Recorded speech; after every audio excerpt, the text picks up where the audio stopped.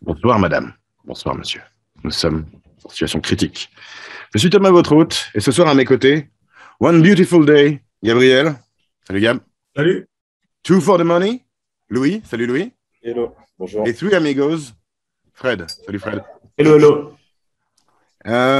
Situation critique, c'est la petite émission où on parle de films, on parle pas de potes entre films, on parle de films entre potes. Si vous aimez bien, je sais pas, partagez, on va dire aujourd'hui. Et aujourd'hui, donc, on va parler d'un film que moi j'ai amené, qui s'appelle Zéro Charisme. Pardon. J'ai amené ce film parce qu'en fait, dans les années où il est sorti en 2013, dans les années 2010, je regardais pas beaucoup de films, mais ce que je regardais assez facilement, c'est les comédies. Donc, je passais beaucoup de temps sur les sites à regarder la catégorie comédie. Et j'étais tombé sur celui-là, et c'est un de ceux qui m'a marqué. Au début, j'hésitais un peu à l'amener dans l'émission parce qu'il n'existe pas en VF, il n'existe pas en sous-titré. Et puis finalement, je me suis dit que ça se faisait, que vous étiez prêts. et puis voilà, c'est un film que j'aimais bien, l'approche qu'il avait de ses personnages, et que je trouvais intéressant, donc je l'ai amené. Vous, messieurs, vous avez pensé quoi du film en deux mots, disons, Fred? Frustration, tragicomédie. Ok. Gab? Démarrage lent. Et toi, Louis? J'ai pas entendu, j'ai pas compris ce de Gab en fait. Il a dit démarrage lent. Démarrage lent. Oh moi Ouh là là, ça veut dire que peut-être Gab va mettre à moins 15,7. J'ai peur là, j'ai peur. Peter Pan. D'accord. Alors on entrera un peu plus dans ma critique. Je vais quand même faire un petit résumé, malgré tout. Sachez qu'il y aura du spoiler dans cette émission. Donc je vais faire le synopsis. Si ça vous intéresse, allez voir le film. Sinon, sachez qu'il y aura du spoiler. Il y a toujours du spoiler, non? Bien sûr, mais je le dis à chaque fois parce que des gens débarquent, des nouveaux peuvent débarquer. Donc voilà. Ah, mais de toute façon, personne ne fait des commentaires en disant spoiler. Bref. C'est l'histoire de Scott. Je fais un petit résumé. C'est l'histoire de Scott, un espèce d'adolescent qui vit avec sa grand-mère, qui est un nerd, et qui, chaque semaine, organise des jeux de, pas tout à fait Donjons et Dragons, mais Donjons et Dragons, et sur lesquels il a un peu le pouvoir sur son cercle d'amis, jusqu'à ce qu'un de ses amis, un des participants, doive malheureusement quitter le jeu parce qu'il a des problèmes IRL, comme on dit.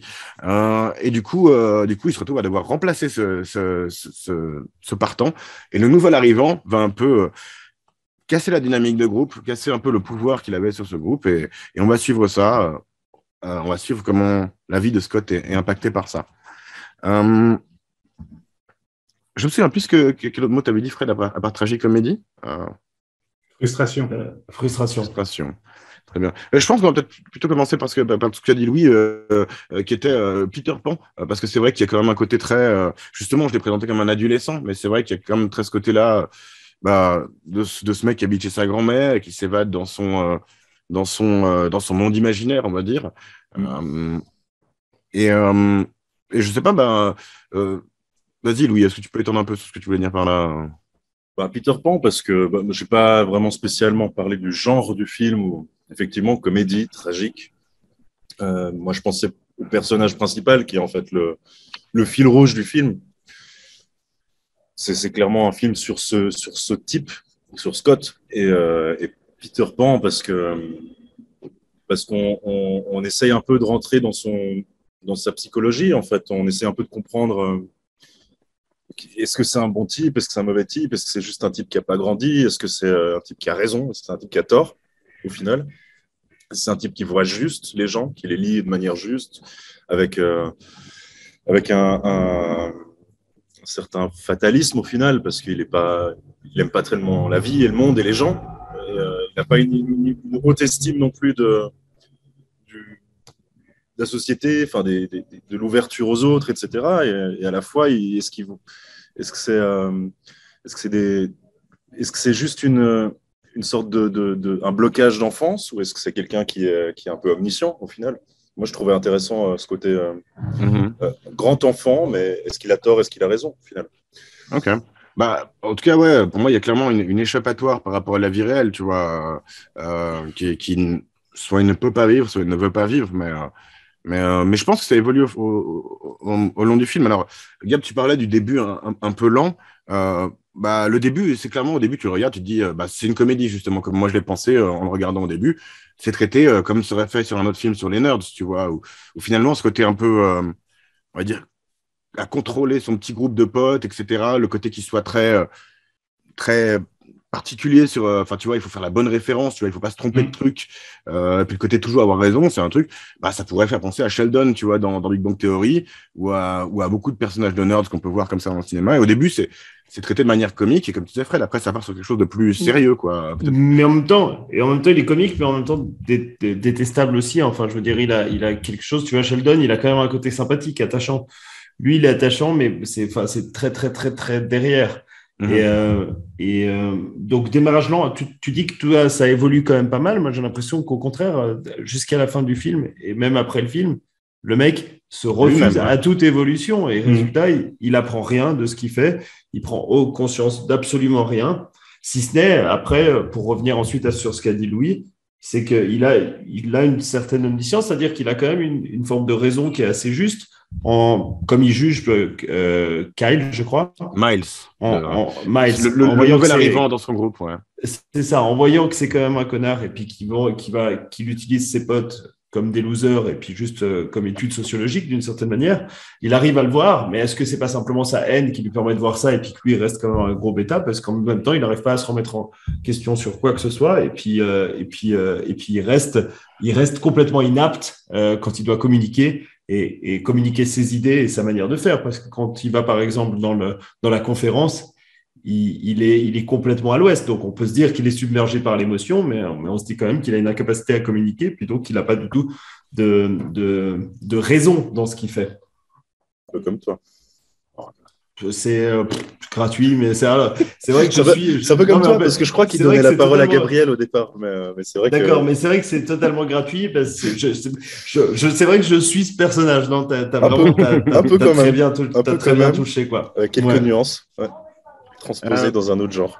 Du coup, Gab, toi, c'est quoi qui t'a gêné dans le début, justement? C'est le côté c'est pas un mec qu'on est censé aimer, enfin qu'on aime vraiment, quoi. Ouais, non, c'est sûr, mais après, il y a des types de personnages que je trouve insupportables dans certains films, comme les dépressifs ou comme ce genre de type de personnage, tu vois.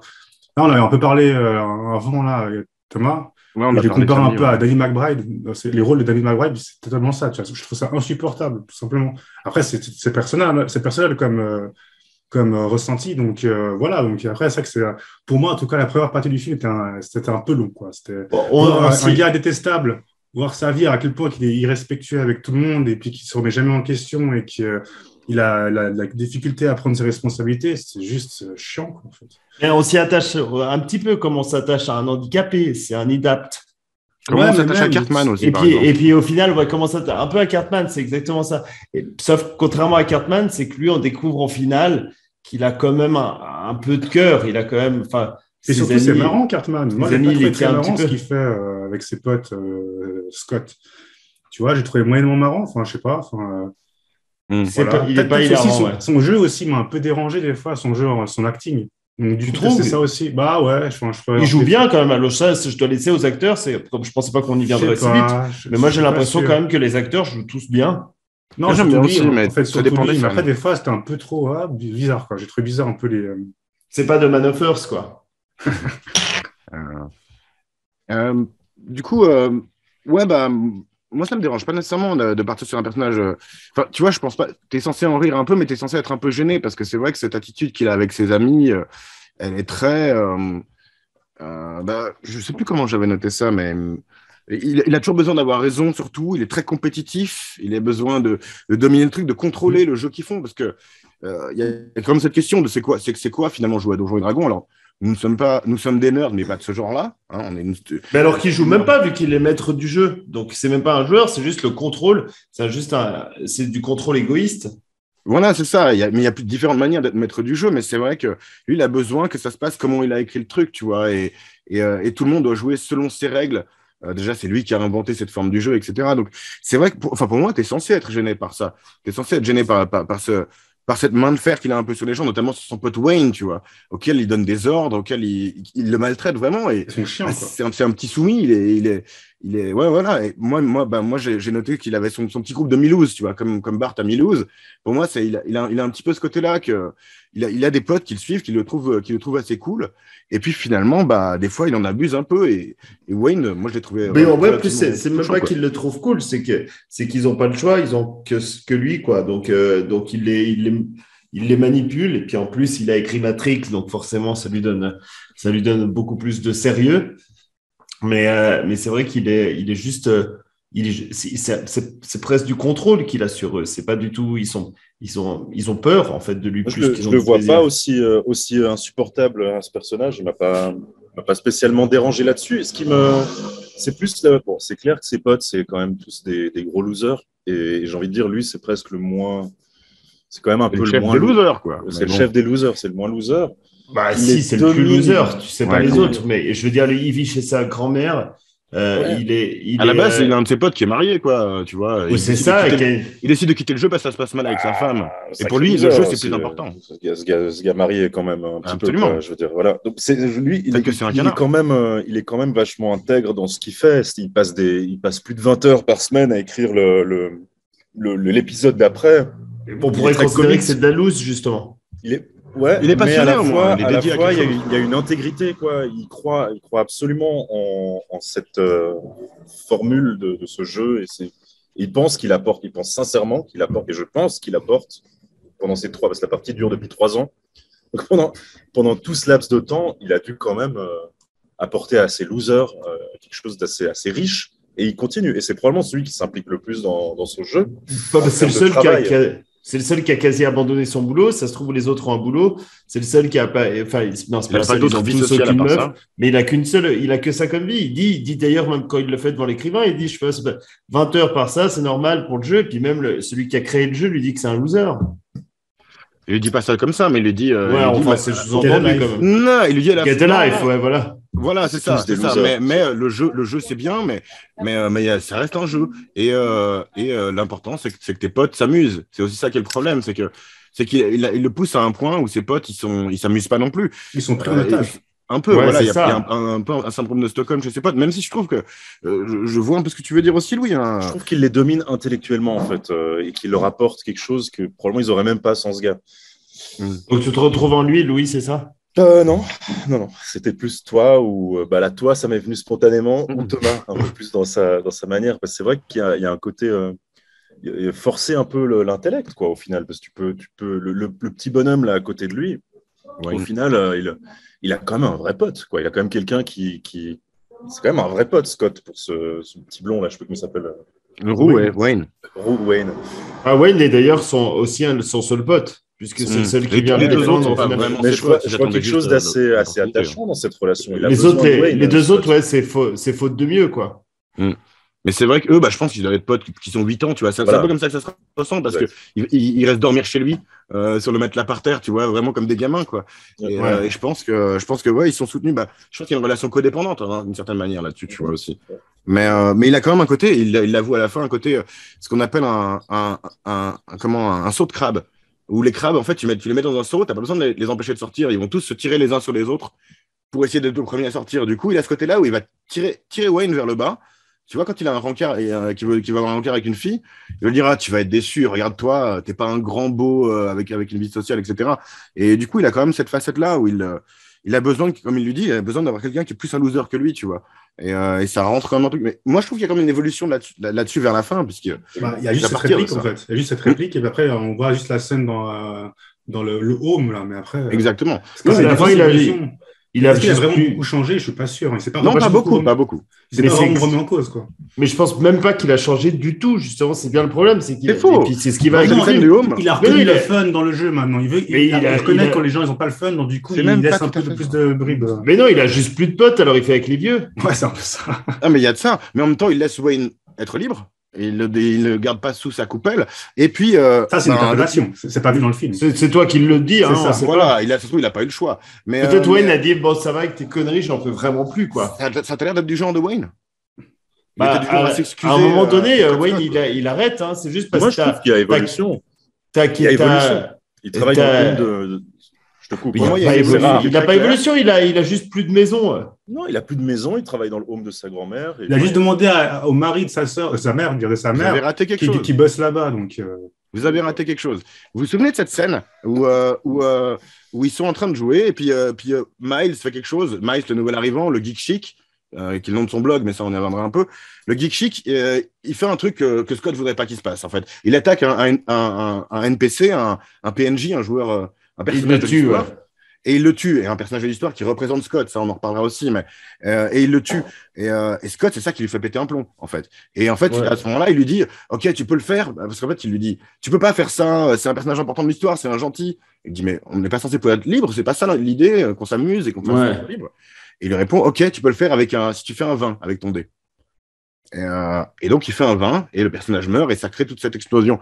Et à la fin, quand il joue avec les vieux, il y a la même situation qui se passe, et il dit, il faut que tu fasses un 20 pour séduire la meuf qui a brûlé ton village, parce qu'il faut pas séduire la meuf qui a brûlé ton village, c'est pas une bonne histoire, tu vois. Là-dessus, il n'a pas évolué. Mais, puis quand tu vois que le vieux est déçu, il dit, ok, un 19. Mais il a quand même super peur dans ses yeux que le mec réussisse à faire un 19 et lui casse son truc. Donc il y a une toute petite évolution, toute petite. Mais c'est Vous ça pensez pas que c'est juste qu'il a renoncé à tout, qu'il a tellement besoin de son jeu, qui est sa seule raison de vivre, que là, il est avec des vieux gâteux qui comprennent rien, et puis il essaie quand même là, tellement sa vie n'a aucun sens. Et Mais puis il fait un compromis. même dans un hospice où les gens sont gâteux, il continue à jouer à ça, vu qu'il a rien d'autre. Moi, je trouve Non, que mais c'est je pire vois comme encore que le début. Il est pire encore qu'au début. Je trouve qu'il y a quelque chose de juste dans ce que tu dis, mais comme je le craignais, ta méchanceté t'empêche de voir le truc, quoi, au final. Non, mais c'est vrai. Ma Je pense méchanceté. oui, c'est méchant, parce qu'effectivement, on peut avoir une dualité, quoi. On peut avoir une évolution et à la fois être rattrapé par ses habitudes. Mais pour moi, il y a une volonté d'évoluer dans ce personnage. Dans la scène finale, on parle de cette scène purement. On sent dans ses yeux, dans son regard, et qu'il n'a pas envie. Parce qu'en fait, c'est le vieux qui veut séduire la vieille à côté. Mais en fait, la vieille a brûlé tout le village d'enfance du vieux, apparemment. Donc, c'est impossible que ça se passe. Il est dans son jeu encore, dans son personnage, mais il a une ouverture vers l'humanité. Il a clairement une ouverture vers l'IRL différente. Et il a appris de ce personnage dans cette conférence qui lui a expliqué qu'en fait, au final, il faut que les gens prennent du plaisir dans un jeu. Et je pense que c'est là que je dis que ton aigreur et ta méchanceté t'empêchent de. Si tu veux, je pense que j'ai sur la justesse et tente les deux. Bien. Mais moi, je trouve intéressant cette fin. Je me demandais justement comment les gens interprétaient, si vous l'avez bien aimé. Toi, Gab, tu la prends aussi comme étant un mec qui a vraiment pas évolué, et puis. Non, un tout petit peu, justement, ça a juste comment dire, c'est le fusil de Tchekhov du coup de dé d'avant, tu vois. Donc, ils font juste voilà, pour dire que voilà, il y a eu ce changement, mais après, c'est juste la toute fin, tu vois, du film, c'est limite la dernière scène. C'est l'épilogue, ouais. Bah, c'est ça, c'est limite l'épilogue, donc c'est pas vraiment le film, quoi. C'est juste le petit bonus à la fin, juste pour le côté, genre, le clin d'œil, quoi. Donc, je trouve ça un peu tard, quoi. J'aurais bien voulu, justement, plus d'approfondissement sur sur lui, quoi, tout simplement, parce que je trouve qu'on reste relativement en surface. Il y a pas de... On ne sait pas comment ça finit entre les différents personnages de sa famille. Ça dérange les fins ouvertes. Ça aurait été chiant Ouais, et trop long. Ça aurait été trop long. clairement. Ça aurait été un peu chiant et long. Ça aurait été un peu Là, j'ai l'impression que Disney. quand tu regardes le film, qu'il ne s'est rien passé, quoi, tout simplement. Donc, alors que Je suis c'est pas d'accord, vraiment un parce film Pour moi, il y comédie. a quand même sa descente aux enfers en faisant face à ce Miles, tu vois. Ça devient une caricature de lui-même. On passe d'un cliché rigolo, qui se veut rigolo, au monstre, à presque un monstre de film d'horreur, en fait. Ouais. Il devient... D'ailleurs, il a un peu exagéré sa transformation, je trouve. Je ne suis pas fan de la scène où il va chez Miles, où ils lui ont rajouté des cernes au maquillage qui sont un petit peu heavy, mais il adore le moi, métal. Il ne s'est pas rien passé, quoi. Oui, bien sûr. Mais là, c'était vraiment pour montrer... je trouve qu'il y a quand même quelque chose qui se passe, quoi. Avant qu'il évolue en tant que personne, d'abord, il doit se casser la gueule de son espèce de piédestal artificiel qui s'était créé, tu vois. Il doit se faire humilier à nouveau. Pourtant, c'est un mec qui se fait humilier continuellement, et c'est pour ça qu'il est comme il est, qu'il s'est retiré de la vie réelle, tu vois. Il se fait humilier par sa mère, il se fait humilier par Miles, il se fait humilier par ce mec, par son idole, en fait, le mec qui invente des jeux. Et c'est la finale. Mais après, cette humiliation aussi, elle ne vient pas de nulle part non plus, tu vois, parce que lui, c'est une grande gueule, et puis il est toujours hautain, condescendant, et il pense toujours avoir raison. Donc, ça vient pas de nulle part, cette humiliation. Donc, Puis il raconte que elle de la est merde. provoquée, quoi. Elle est provoquée aussi. Il raconte pas que de la merde, mais beaucoup de la merde. Ouais. Il raconte beaucoup de merde. Et quand il dit qu'il a écrit Matrix, dès que quelqu'un essaie de prendre un tout petit peu la lumière, parce qu'au début, c'est lui qui commence à être odieux avec Miles, sans que Miles soit vraiment tout de suite un connard. Donc non, même quand il y a sa sœur qui doit venir, etc. À peine elle vient, non, viens pas, alors que c'est sa mère, à part ça. C'est sa mère. Ouais, oui, pardon, sa mère. Alors que la grand-mère vient de mourir. Il est vraiment, il est. T'as pas trop suivi cette partie. Elle est pas morte. Elle est presque morte. Elle a un malaise. Je suis désolé. Mais je suis désolé. Elle va à l'hôpital. C'est quand même qu'il y a un problème, non? Arrêtez de dire des conneries. Donc, oui, bien sûr. Mais elle est pas morte. Non, elle est presque morte. Elle est presque morte. C'est moi qui me suis mal exprimé. Mais elle est presque morte. Et donc, c'est vrai qu'à ce moment-là, lui, la seule chose qui l'obsède, c'est pouvoir rester là pour pouvoir faire ses parties. Il n'en a rien à foutre de la vieille. En un sens, mais sa mère, c'est aussi une pourriture, je suis désolé. Hein. Bien sûr. Sa mère, elle l'a abandonné avec sa grand-mère pour aller faire pousser de la weed au Mexique, comme il dit, pour aller dans une secte de baise, un sex cult, comme elle dit. Donc, sa mère n'a pas l'air de quelqu'un responsable non plus, et je comprends tout à fait la méfiance qu'il a pour elle. D'ailleurs, directement, elle fait venir un mec pour estimer le prix de la maison. Pour estimer le prix de la maison, ouais. Comme si la vieille avait crevé. Donc, en fait, il a clairement eu une enfance de merde, où il n'y avait pas son père, il n'y avait pas sa mère. Et c'est affreux quand il veut pas. Un peu adolescent. La scène aussi qui est affreuse, c'est quand sa mère vient jouer devant ses potes, tu vois. Puis qu'elle raconte des trucs horribles sur sa jeunesse.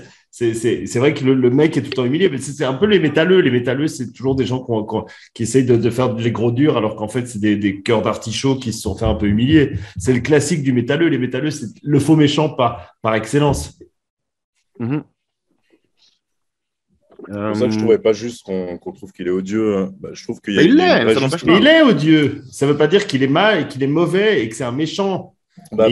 Peut-être que tu peux effectivement, peut-être tu peux comprendre ça. Si au départ tu le trouves odieux au sens premier degré et que tu n'as pas la psychologie de mentaliste nécessaire pour te demander qu'est-ce qui l'a poussé à ça, peut-être que le film te permet de. Mais c'est complètement con ce que tu racontes. Et à la fin, t'es plus très. Mais t'es dans ton délire. Pour moi, c'était clair depuis le début. Mais arrête de dire. Il y a des indices. Mais c'est pas la question. C'est être odieux, c'est un comportement. Ça veut dire qu'il a un comportement odieux, donc il est odieux. Ça veut pas dire que c'est quelqu'un de mauvais. Donc on voit très très clairement que c'est un mec sensible et puis qu'il y a quelqu'un de bon derrière et qu'il y a quelqu'un de fragile. Ça c'est vrai. Mais le fait d'être odieux, c'est un comportement. Il a un comportement odieux, donc on ne peut pas remettre le fait qu'il est odieux en cause. Tu dis n'importe quoi, tu mélanges les termes, tu mélanges les choses. Enfin, tu as bu trop de mauvais vin chez Lopez. Oh là là. Oui, il ne faut pas oublier de qui il est entouré. Enfin, faut quand même pas oublier, parce que sa grand-mère, dans la scène du début, où elle le dompte, où elle le dresse, elle l'émascule carrément. Oui. En demandant de lui faire un sandwich, et puis qu'en gros, s'il n'est pas content, il peut se casser de chez elle. Tu vois ses amis qui sont quand même des gros mongols, quoi, clairement, entre le gars qui se fait larguer par sa femme, les deux gars qui font leur film tout pourri de zombies et machin. Pour moi, être odieux, tu n'es pas odieux si tu es odieux envers des blaireaux, quoi. Je veux dire, au bout d'un moment, il y a une sorte de. Faut relativiser, quoi. C'est son monde pourri. Et puis, ça m'étonne pas que tu dis ça, tiens, Louis. Et tu comprends assez bien que c'est un passionné, que c'est quelqu'un d'assez intègre, que peut-être qu'il a quand même des.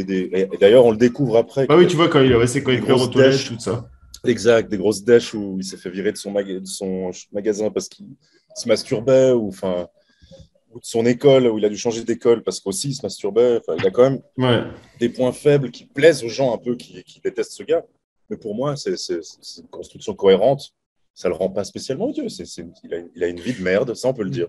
Non, mais c'est une défense, tu vois, comme avec la meuf qui était à la base plutôt gentille avec lui. Il est direct en train d'envoyer chier. Et puis, oui, comme ça. Tu vois, il est mal à l'aise. Il est mal à l'aise. C'est la meuf qui lui a jamais parlé de sa vie. Justement, mais je le comprends bien. Mais résultat, son comportement est un peu odieux sans vraiment qu'il le veuille. Parce qu'il est très fermé, très, très distant et froid. Et donc, on peut se dire qu'il est odieux, mais on voit très bien que c'est une gêne profonde qu'il a. Et un malaise profond parce que c'est la première femme avec qui il parle, probablement, à part c'est sa mère folle et sa grand-mère odieuse aussi. Oh, le pas odieuse, elle a souvent raison, la grand-mère, en l'occurrence.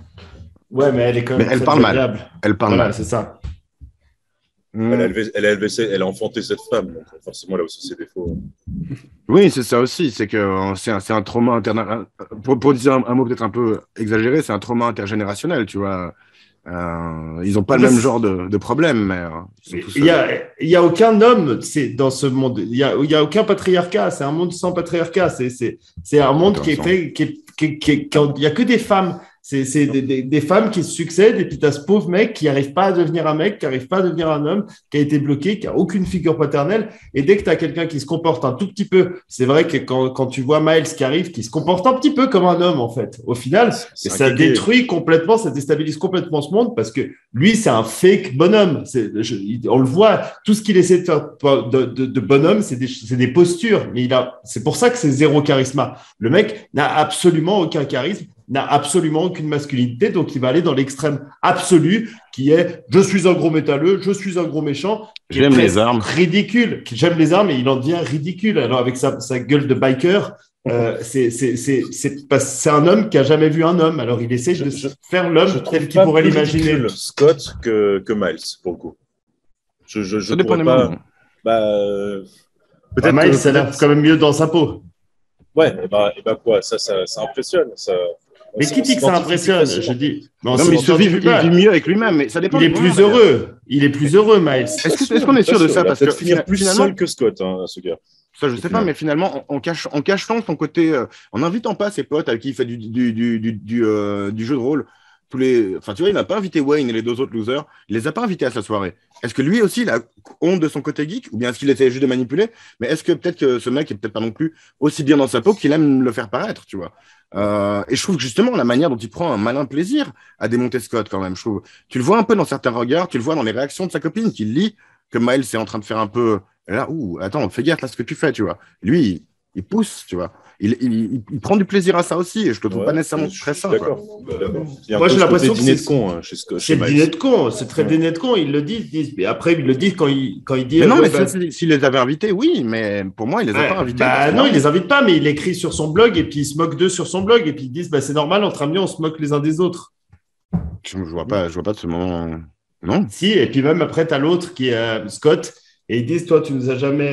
Parce que Scott qui. Non, oui, mais non, il refuse le concept. Non, il se moque pas. Pour lui, d'après Miles, en tout cas, il dit, peut-être qu'il ment, mais il dit que le film, il le trouve bien au premier degré. Le film des deux autistes, il le trouve bien au premier degré. Et Scott, personne n'y croit. Scott qui dit, c'est de la grosse merde, il met ça pour se moquer de vous. Et c'est très violent ce qu'il dit. Et peut-être que, comme disait Louis, c'est peut-être perceptif ce qu'il dit aussi. Mais moi, je me disais qu'il avait juste. Ça faisait un truc de second degré, en fait, ce genre de film. C'est un peu un opportuniste, Miles. Tout ce qu'il veut, c'est faire des vues. Donc, au final, il reste large. Non, moi, je pense que c'était juste, il s'amuse d'eux.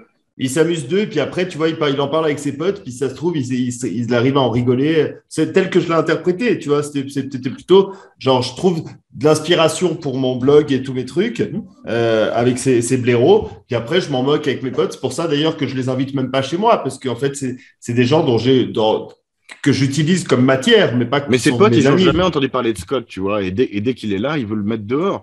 Donc, je sais pas, mais tu as peut-être raison. Je trouve que c'est une question qui se pose, en tout cas, quel est le rôle de Miles exactement dans ce film, quoi?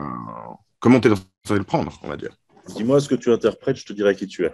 Moi, ce film, il a un bon truc comme ça, je trouve. C'est intéressant qu'on l'ait vu les quatre. Au final, parce qu'on a quand même des rapports très différents. Hein, et des interprétations différentes, ouais, c'est intéressant.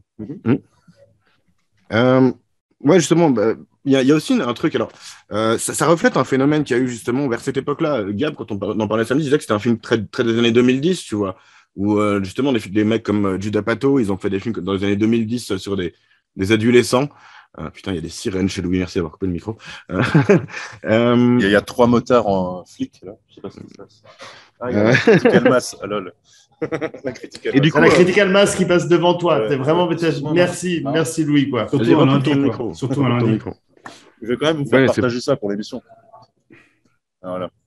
Hop là. On peut continuer à parler. Ouais, je vais continuer. Je voulais parler d'un phénomène, justement, ce qui est devenu ce qu'on pourrait appeler le geek chic, justement, ce qui est devenu, en fait, la mode du geek pour des gens qui ne sont pas nécessairement à la base comme ça, parce que des mecs comme Scott et ses copains, c'est des geeks à l'ancienne, vraiment. Ils ont passé toute leur enfance, sans doute, à jouer à des trucs comme Donjons et Dragons, etc. Et c'est distrayant.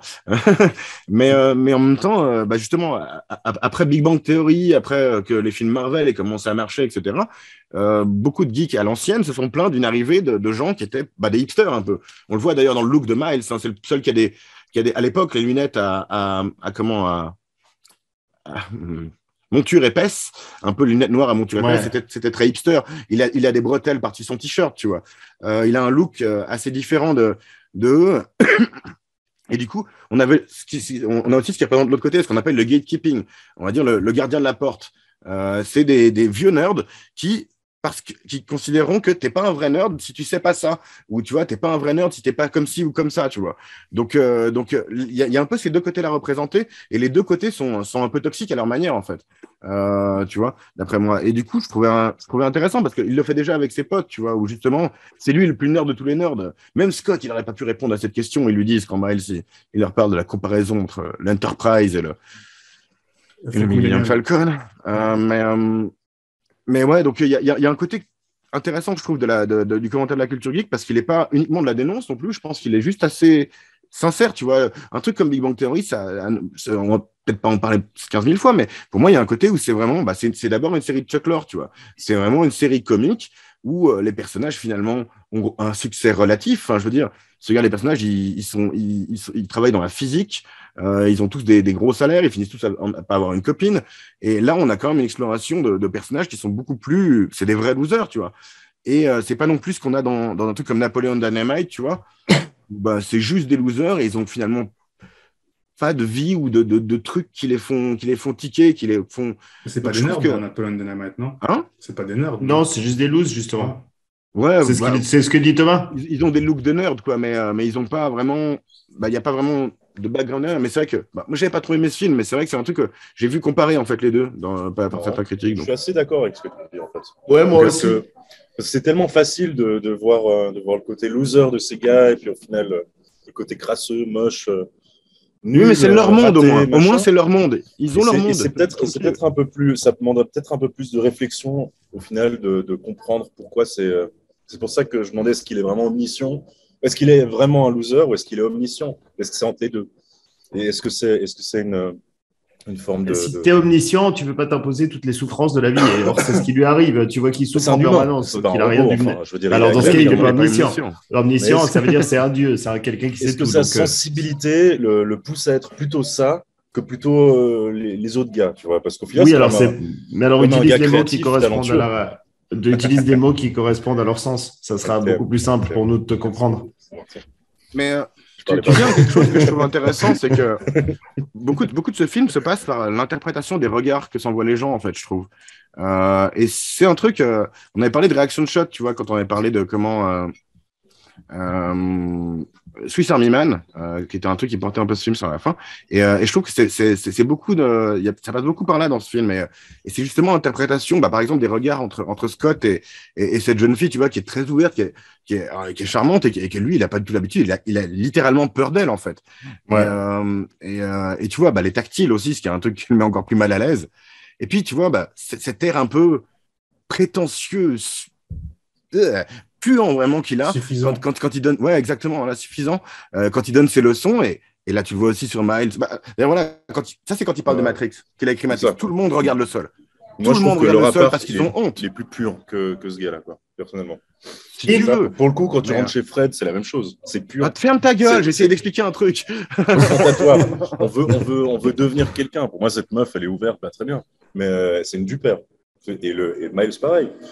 Oui, c'est ce qu'on voit. On découvre en fait dans l'émission. On découvre après qu'ils sont hypocrites. Moi, c'est pour ça que je pense que la meuf. Je suis d'accord avec Louis, la meuf est hypocrite aussi. Mais c'est vrai que quand il arrive, c'est pour ça que je parlais d'une caricature de l'homme qui voudrait être. Et quand il raconte Matrix, lui, il est convaincu qu'il est super cool, alors qu'en fait, il est ringard 2000, je veux dire, c'est vraiment... Tu peux pas faire tous ses potes regardent le sol parce qu'ils ont honte, mais ils savent pas comment gérer ce genre de situation autrement, parce que c'est des nerds trop gênés, quoi. Puis parce que personne lui a répondu vraiment. Alors que là, il lui répond, l'autre le met face à ses contradictions, et puis tu vois qu'en fait, le ballon de Baudruche se dégonfle complètement. Il pète un plomb, et ils sont quand Mas lui dit qu'en fait, 1 an avant, c'est un peu court pour faire, au final, pour pomper une idée et faire un film comme Matrix.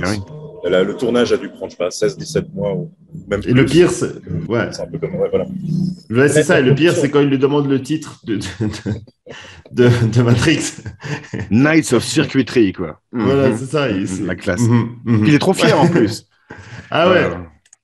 Tu sens qu'il n'a jamais eu de contradiction. Voilà, il a été détruit, humilié par les vieilles bonnes femmes de sa famille. Puis il a trouvé son petit public dans lequel il est enfin épanoui en tant que l'homme qu'il aimerait être. Puis dès qu'il se confronte à la réalité, voilà, dès qu'il se confronte à la réalité, il s'effondre parce qu'il a il est fragile. Et c'est pour ça que je dis qu'il est quand même touchant, ce personnage.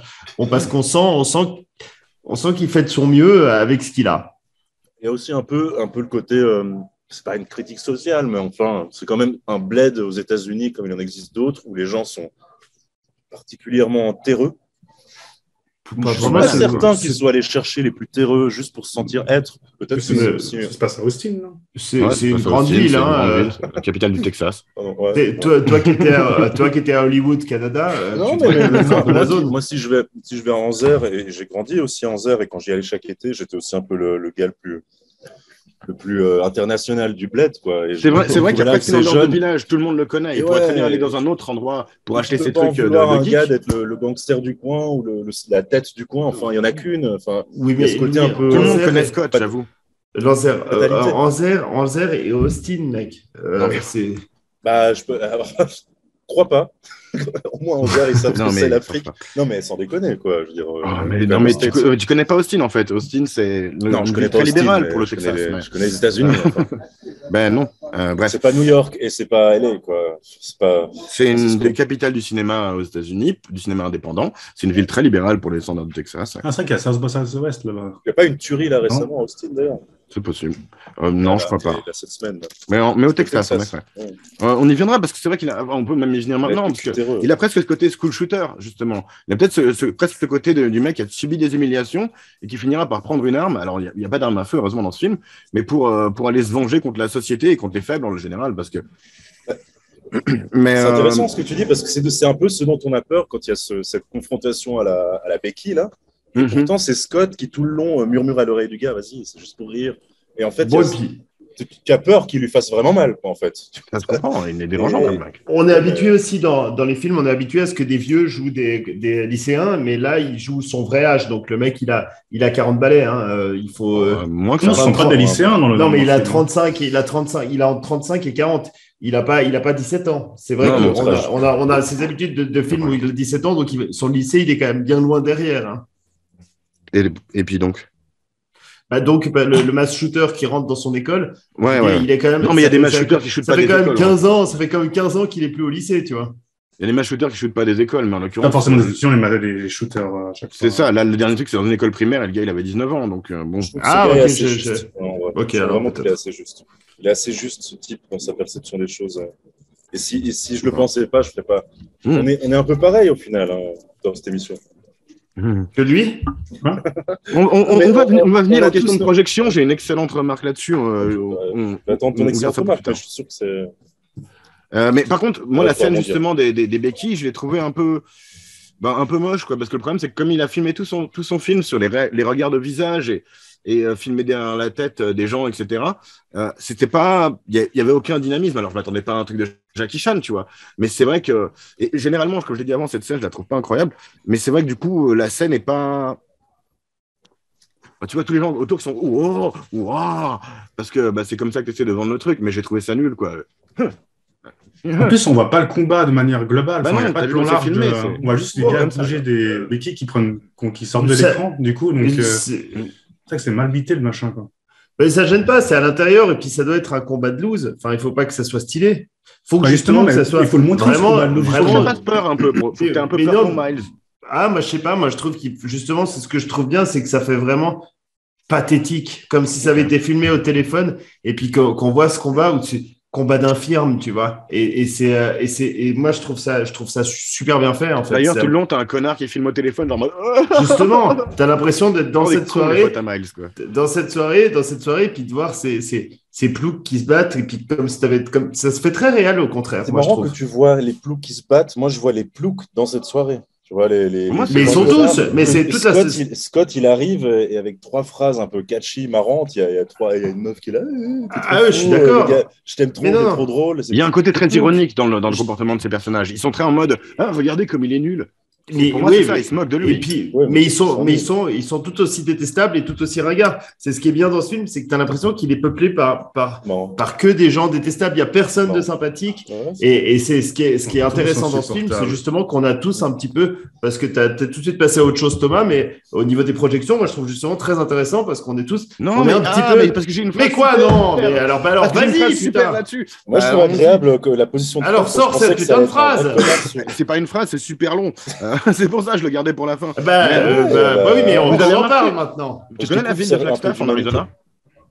Comment? Flagstaff. Tu connais la ville de Flagstaff en Arizona? Non. C'est là où il se retrouve à la fin.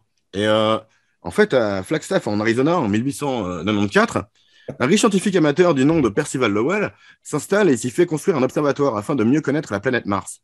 Et il découvre des traces de nombreux canaux et déduit donc qu'il y a eu de l'eau et de la vie sur Mars et que les Martiens ont dû faire face à une grande sécheresse et une désertification de leur planète. Il a écrit plusieurs bouquins sur le sujet et il a passé le reste de sa vie à essayer de trouver d'autres traces d'eau sur Mars. Et on s'est rendu compte que ce qu'il voyait et interprétait comme des canaux était en fait le reflet de ses propres vaisseaux rétiniens. Il était littéralement en train de projeter sur une autre planète des choses qui n'existaient que dans son œil. Cette métaphore montre que certaines personnes ont tendance à projeter des idées fausses sur des choses qui n'ont rien à voir et elle est surinterprétée de telle sorte que chaque détail leur servira à confirmer leur thèse. Je vous laisse réfléchir un peu. Moi, je cite Karim Debache, qui a fait venir ce gag de Flagstaff à Arizona plusieurs fois. Et comme c'est Flagstaff qui sont à la fin, ça m'a fait penser à ça. Mais du coup, voilà. Intéressant. Non, c'est intéressant. C'est une histoire vraie, ça? Oui, en plus, oui. Ah ouais, c'est un vrai gars. Je trouve vraiment cool. Je trouve que c'est une très bonne image. Mais, ça fait plaisir de vous entendre de développer sur ce sujet. Vraiment. Non, je c'est pas aussi innocent que ça, ce film, au final. Moi, tu viens de me couper, en fait. Mais moi, j'allais revenir sur quelque chose de... aussi des fois. C'est ça. Non, mais je voulais juste te le faire encore terminer remarquer. en disant que je trouve que cette émission nous fait probablement évoluer sur le plan personnel, probablement. C'est très probable. Sans doute. Mais donc, moi, sans aller aussi loin, c'est pour ça, moi, c'était juste pour revenir à un moment donné, parce que Louis a dit qu'on avait tous un peu le côté de ce personnage Scott, mais je pense qu'on est tous un peu un mélange de Miles et de Scott. Et c'est ça qui est assez intéressant, puisque les personnages sont justement le reflet d'une réalité, mais qui est toujours un petit peu caricaturée pour que justement ça donne quelque chose d'intéressant dans l'intrigue. Non, Gab, c'est Wayne. On est... Moi, pas perso. C'est des gars qui se mouillent, mais parenthèse fermée. Mais toi, tu as un côté très, très Miles aussi. Toi, tu es les potes de Miles. Tu es les potes de Miles à fond. Je construis pas ma vie comme ça, personnellement. Et t'es pas Miles, t'es les potes de Miles. C'est ce qu'il y a de pire. C'est juste des gens qui sont là, présents et qui se moquent. C'est vraiment, ouais. Ouais, voilà, je te l'accorde, il faut encore quelques années. De toute façon, vous n'arrêtez pas de vous balancer les taquets, mais moi, là où moi je projette un peu sur le film, c'est que je pourrais tout à fait. Enfin, tu vois, Fred, tu aimais bien me traiter de dictateur, etc., par rapport à la manière dont je gérais ces situations critiques. C'est ton côté Scott, ouais. Voilà, moi, je peux tout à fait projeter situation critique, ma manière de le gérer à certains moments, mais je crois que je suis quand même un peu moins violent que ça sur la manière dont ce film part du jeu de rôle. Parce que, comme le dit le personnage du vieux mec, je ne sais plus comment il s'appelle dans le film, mais c'est une parodie de Gary Gygax, qui est un des inventeurs de Donjons et Dragons. Comme il le dit, c'est juste une excuse pour des relations sociales, pour passer du temps avec des gens que tu aimes bien et passer un bon moment. Donc et pas essayer de contrôler trop les choses. C'est une chose que j'ai dû apprendre à faire au fur et à mesure de situations critiques. Donc, forcément que moi, je devais projeter un peu là-dessus moi-même, quoi. Tu vois, que je devais y lire quelque chose de différent, sûrement. Comment il s'appelle le petit roux, là, déjà? Wayne. Alors, moi, je dirais que... Gab, apparemment. Non, mais moi, personnellement... Mais c'est pour ça que je trouvais marrant que tu choisisses ce film, parce que dans notre rapport, Tom, je ne vais pas comparer jusqu'à Scott, aller jusqu'à comparer à Scott, mais j'ai eu, peut-être je ne vais pas ouvrir un énorme chapitre là et créer un énorme débat, mais je me serais presque senti un peu le Wayne, tu vois, de notre relation, vite fait des fois. Ok. Et pas maintenant, mais peut-être plus dans les early years, parce que j'ai un peu du père quand même, tu vois. Enfin, ouais, mais tu as eu beaucoup d'influence sur moi, en vrai. Ouais, merci. C'est pour ça que alors, tu devrais être plus compréhensif et pas évoluer en pote de Miles. Mais ça suffit. Mais un truc juste dans lequel on a parlé, Louis et Pas moi, compris, récemment, et je me demande, je pense que c'est un peu la même chose pour vous, mais c'est justement au niveau de ce sens de communauté et changer un peu nos relations sociales. Ça a été un bénéfice pour nous, pour moi, de faire situation critique là-dessus, quoi. Gab, on se fréquentait jamais autant avant que je le fasse, même Fred, en vrai, hein. On Ouais, s'est c'est vraiment clair. fréquenté aussi régulièrement, donc ouais, je trouvais que c'était marrant de voir ce truc et puis de penser à ça. J'avais pas vraiment prévu, en l'occurrence, mais Parce que ce qu'a dit Louis est assez juste, ça nous permet à chaque fois, c'est un travail avec une ouverture d'esprit supplémentaire à travers ce qu'on dit là. On parle tant d'un film, on parle quand même très souvent de ce qu'on ressent. Et donc, c'est plus indirectement, on global. parle de nous, oui. Exactement. Pour moi, c'est de la matière. C'est de la matière. C'est exactement ça, non, mais c'est un prétexte à Oui, socialiser, à parler de choses. Certains parlent de matière, certains parlent de vide. Ça dépend ce Et qu'ils ont à l'intérieur. les schémas se reproduisent. C'est comme je dis souvent à la mère de mes enfants, c'est les couleurs qui changent, mais les schémas sont pareils.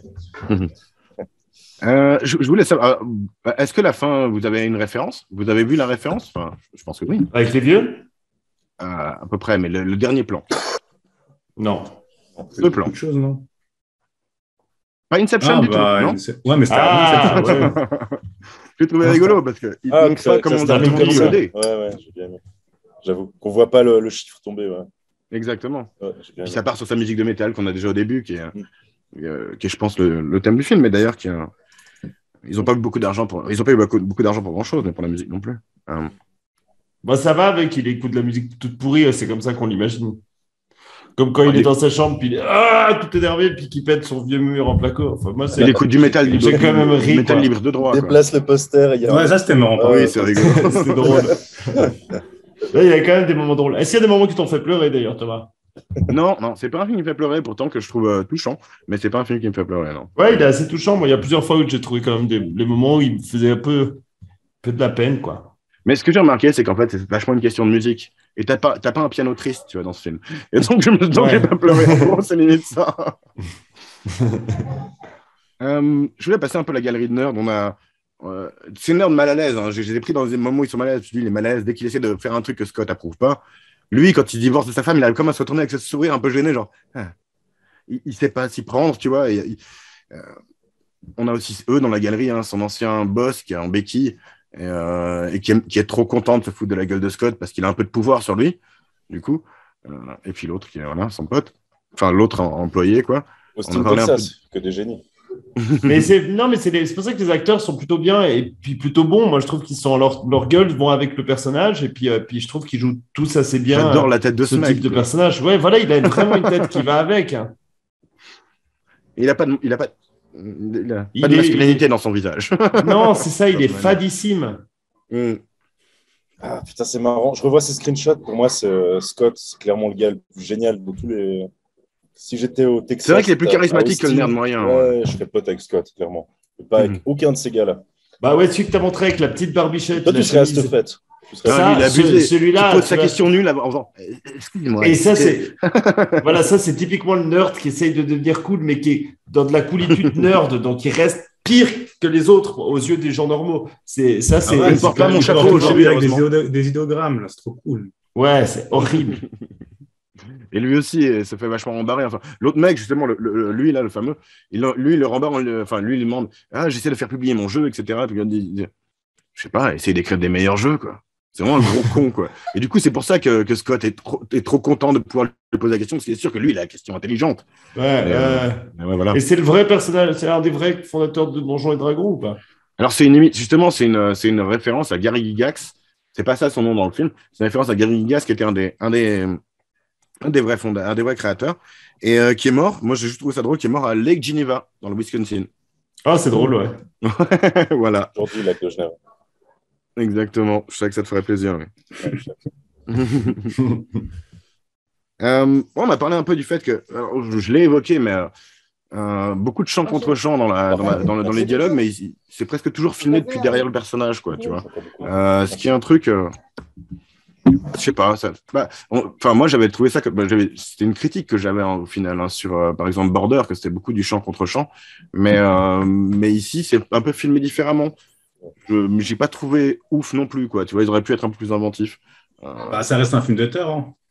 Ouais, un film à petit budget, ouais, c'est ça. Un film... Et puis, est-ce que c'est vraiment un film qui a besoin d'être inventif? Est-ce que c'est un film c'est un film qui doit être, court, ouais. moi, je trouve que c'est un film qui doit être filmé un peu comme un reportage. On n'est pas dans du Wong Kar-wai, on n'a pas besoin. Il y a presque la caméra à l'épaule à beaucoup de moments. C'est striptease, c'est ça. Non, mais pour moi, c'est un peu striptease. C'est un peu comme si t'étais il n'y a pas qu'à moi qui pense à ça. Mais c'est vrai que c'est une très bonne référence. Et c'est un peu ça, c'est que tu rentres dans l'intimité de gens et t'es un peu. C'est pour ça que je disais, quand tu es dans la salle et puis que tu as l'impression d'être un des mecs qui est en train de filmer avec ton attel, c'est un film qui doit être comme ça. Donc, si on avait des effets avec des paravents, des machins comme ça, je me serais dit, mais il se prend pour qui le réalisateur? On serait plus dans cette intimité, on perdrait ça tout l'intérêt de la ressemblait chose. à comment, In the Mood for Love, quoi. C'est un peu Oui, bizarre. voilà, enfin, ce serait grotesque. Alors, pour ça peut être marrant. synthétiser, est-ce qu'on critiquerait est-ce qu'on parlerait du style filmique d'une comédie? Pour moi, non. La comédie, c'est. Bah, on l'a fait c'est avec vraiment le Walter contenu. Mitty. Hein. Moi, j'ai même pas. Ah, ok. Bon. Moi, j'ai même pas. Honnêtement, il y a rien qui m'a frappé, il y a rien qui m'a gêné, et c'est en ça que c'est réussi. Bah, moi, Je quelque chose qui m'a frappé. suis tout à fait d'accord avec lui. Mais Walter Mitty, on parlait du style parce que il essaye de faire. C'était un film où il essaye de sortir de la comédie et de faire quelque chose de plus il y grand. avait un travail sur le C'est pas pareil. Il y avait un travail sur le visuel. Je peux comprendre. Exactement. Bon, Là aussi, pour moi, il y a des plans cool cool en vrai. Hein. Je viendrai à un autre truc après, mais il y a genre, tu vois, le plan quand il commence à péter un plomb et où tu as à nouveau un plan sur son autocollant, sur sa voiture. I'm the game master. Et puis, tu as sa voiture qui part en vitesse comme ça. C'est le genre de truc que tu verras dans un film de serial killer, tu vois. Il y a quand même un petit peu des références. Ou dans un film pour ados. Hein. Oui, mais du moment un peu badé. Oui, quoi, genre dans Hawaï, je suis sûr qu'il y a ça aussi. Avec la musique. C'est la musique voilà, ça fait très Hawaï, ouais, exactement. En l'occurrence, je parlais de musique au niveau émotionnel tout à l'heure, mais la musique accompagne bien le truc de Scott, justement, qui pète un plomb. Alors, à la base, il y a un peu du métal à la con, mais il y a aussi des musiques un peu angoisse, un peu thriller qui aident avec le truc, parce que sinon, ce serait pas crédible, quoi, tu vois. J'ai pas fait attention aux musiques, c'est qu'elles devaient pas être ouf, mais qu'elles n'étaient pas gênantes. C'est qu'elles t'ont amené là où elles voulaient, quoi. Exactement, donc elles ont fait le job. Un petit truc que je peux dispenser, c'est que généralement, quand quelque chose te frappe pas en cinéma, c'est qu'il est réussi. Si ça te frappe, c'est soit raté, soit génial, genre exceptionnel. Bien sûr, mais on fait une émission, donc si on devait que dire les trucs qui nous dérangent, tu vois, ce serait un peu embêtant. On peut aussi amener des films horribles. Ouais, mais ça nous arrive, hein, bientôt dans Situation critique. Mais il y a un truc que je voulais montrer, c'était, j'ai parlé du côté du regard, mais au niveau du storytelling, je trouve qu'ils ont fait un bon truc d'intégrer leur duel, on va dire, en mode RPG, tu vois. Le truc qui se passe, c'est qu'il lui dit t'es qu'un touriste dans ces montagnes, tu vois, un truc comme ça. Et puis l'autre, il lui dit d'accord, ok, je vais me laisser faire, mais méfie-toi de moi, j'ai quand même beaucoup de pouvoir, tu vois. Leur confrontation, elle vient d'abord dans le jeu, quoi. Et puis tu as ça qui est raconté aussi. Voilà, tu vois, c'est ce moment-là, et tu vois ce regard sérieux, mais en même temps, ils sont en train de jouer à un jeu. Donc, tu vois, j'ai trouvé ça intéressant de l'amener comme ça. Et puis le truc des figurines, justement, cette figurine qu'il représente, et que c'est comme ça que tu comprends que c'est lui qui va se faire tuer. On a le Terrigo. Ouais, est un connard. Mes enfants ne seront jamais comme ça. Ça, c'est sa mère. Qui asocial. Le gars qui mime des voix dans sa chambre à torse nu. Oh là là. Et du coup, voilà, toute cette confrontation, c'est quand il veut tuer son gars, puis après il refait la confrontation aussi avec Miles, le personnage de Miles, etc. Donc, je trouve que voilà, c'est relativement créatif comme forme de storytelling. C'est pas un truc de ouf, mais c'est relativement. Non, créatif. Mais t'as pas beaucoup de moyens et t'arrives à faire un truc qui est stylé. Donc, moi, je trouvais ces petites figurines, je trouvais qu'elles étaient stylées. Elles allaient très bien avec le personnage un peu ringard. Elles nous touchent parce qu'on se dit. Et sa narration à lui était ringarde, mais marchait quand même un peu. Mais ça marchait quand même. Franchement, c'est réussi, hein, à mon avis. Faire avec si peu, autant, c'est ce qui est agréable. C'est ce qu'on n'a pas vu dans tous les films qu'on a regardés, où des fois il y a un petit budget. Vas-y, je vais pas le citer, parce que voilà, mais où tu as un petit budget, mais tu le sens vraiment. Là, il y a un petit budget, ça va, parce que c'est fait, comme on a dit, un peu en striptease, ça marche bien. Mais moi, tu vois, justement, ce côté-là m'a gêné la semaine dernière par rapport à Border, tu vois. Mais là, j'ai trouvé, déjà, c'était un peu moins de ça. Et puis, l'éclairage était un peu différent. Ce que tu voulais kiffer était un peu différent aussi. Mais généralement, c'est un truc qui m'emmerde, l'effet striptease. Donc, je peux pas dire que. Mais tu disais que ça coûtait pas grand-chose. En fait, justement, apparemment, il a été fondé en partie par Indiegogo. Ça, c'est assez facile à trouver. Ils avaient un but de 15K. De 15 000 $, et en 30 jours, ils ont récolté 25 000 $. Donc, c'est déjà pas mal. Et ensuite, ils ont récolté d'autres fonds, en fait, ce que je sais parce que j'ai vu une interview avec eux. Mais du coup, je pense que c'est probablement le film le moins cher qu'il y a eu dans l'émission, quoi. C'est un film qui a moins $1 million. Ah oui, je suis pas sûr que c'est plus de 100 000. Hein. Bah, Il n'y a aucun acteur connu, même dans les vieux. Il n'y a pas une vieille actrice. Si, dans les geeks, le geek à moustache, il n'est pas un peu connu? Ouais, Miles. Miles. Il n'est pas connu. Il ressemble à des gens connus. C'est marrant, ouais, j'avoue que j'ai déjà l'impression. Il a une petite carrière. Il a fait quelques séries relativement. Mais presque toutes, en fait. Ah, mais regarde. vous confondez avec ce gars français, là, le machin Deutsch, là, non? Non, pas du tout.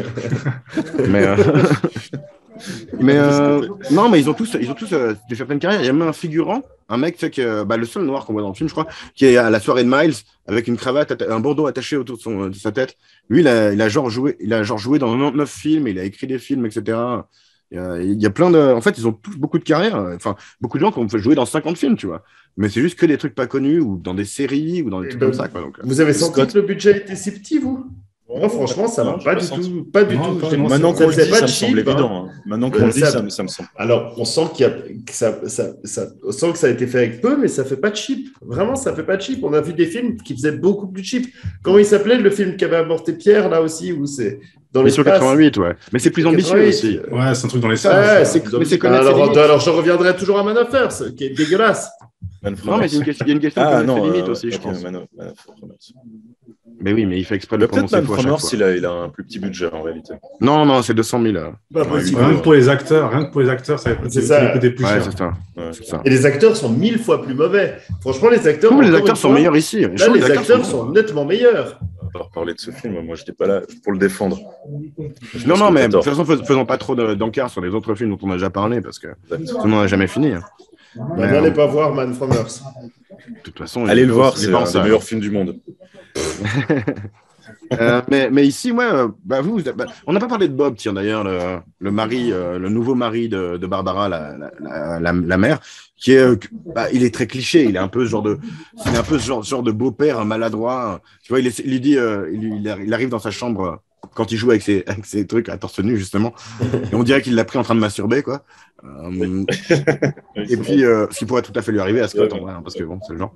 Mais apparemment, il se masturbe tout le temps. C'est toute sa vie. Les seuls normes de sa vie, c'est se masturber. Non, tu vois, ça, c'est ce que toi tu penses. Moi, je pense. Il a eu 2 fois des problèmes à cause de ça. Mais mais là, on le voit en train de bosser sa passion. On le voit en train de. Non, je pense pas. Parce qu'il a passé le cap. C'est une exagération.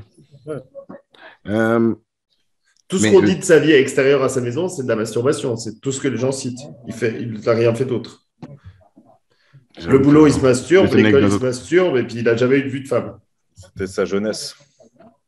Là, il a touché une phase où il touche le vrai. En fait. Par le travail, il touche à la vérité. Je ne sais plus de quoi on parlait avant. Quand tu parlais de Bob. Je pense qu'il a plus cette illusion-là, même par rapport aux femmes, en fait. C'est ça que je veux dire. Pour moi, ce personnage, il a une pureté. il a atteint une pureté. En tout cas, pour revenir à Bob. Merci beaucoup.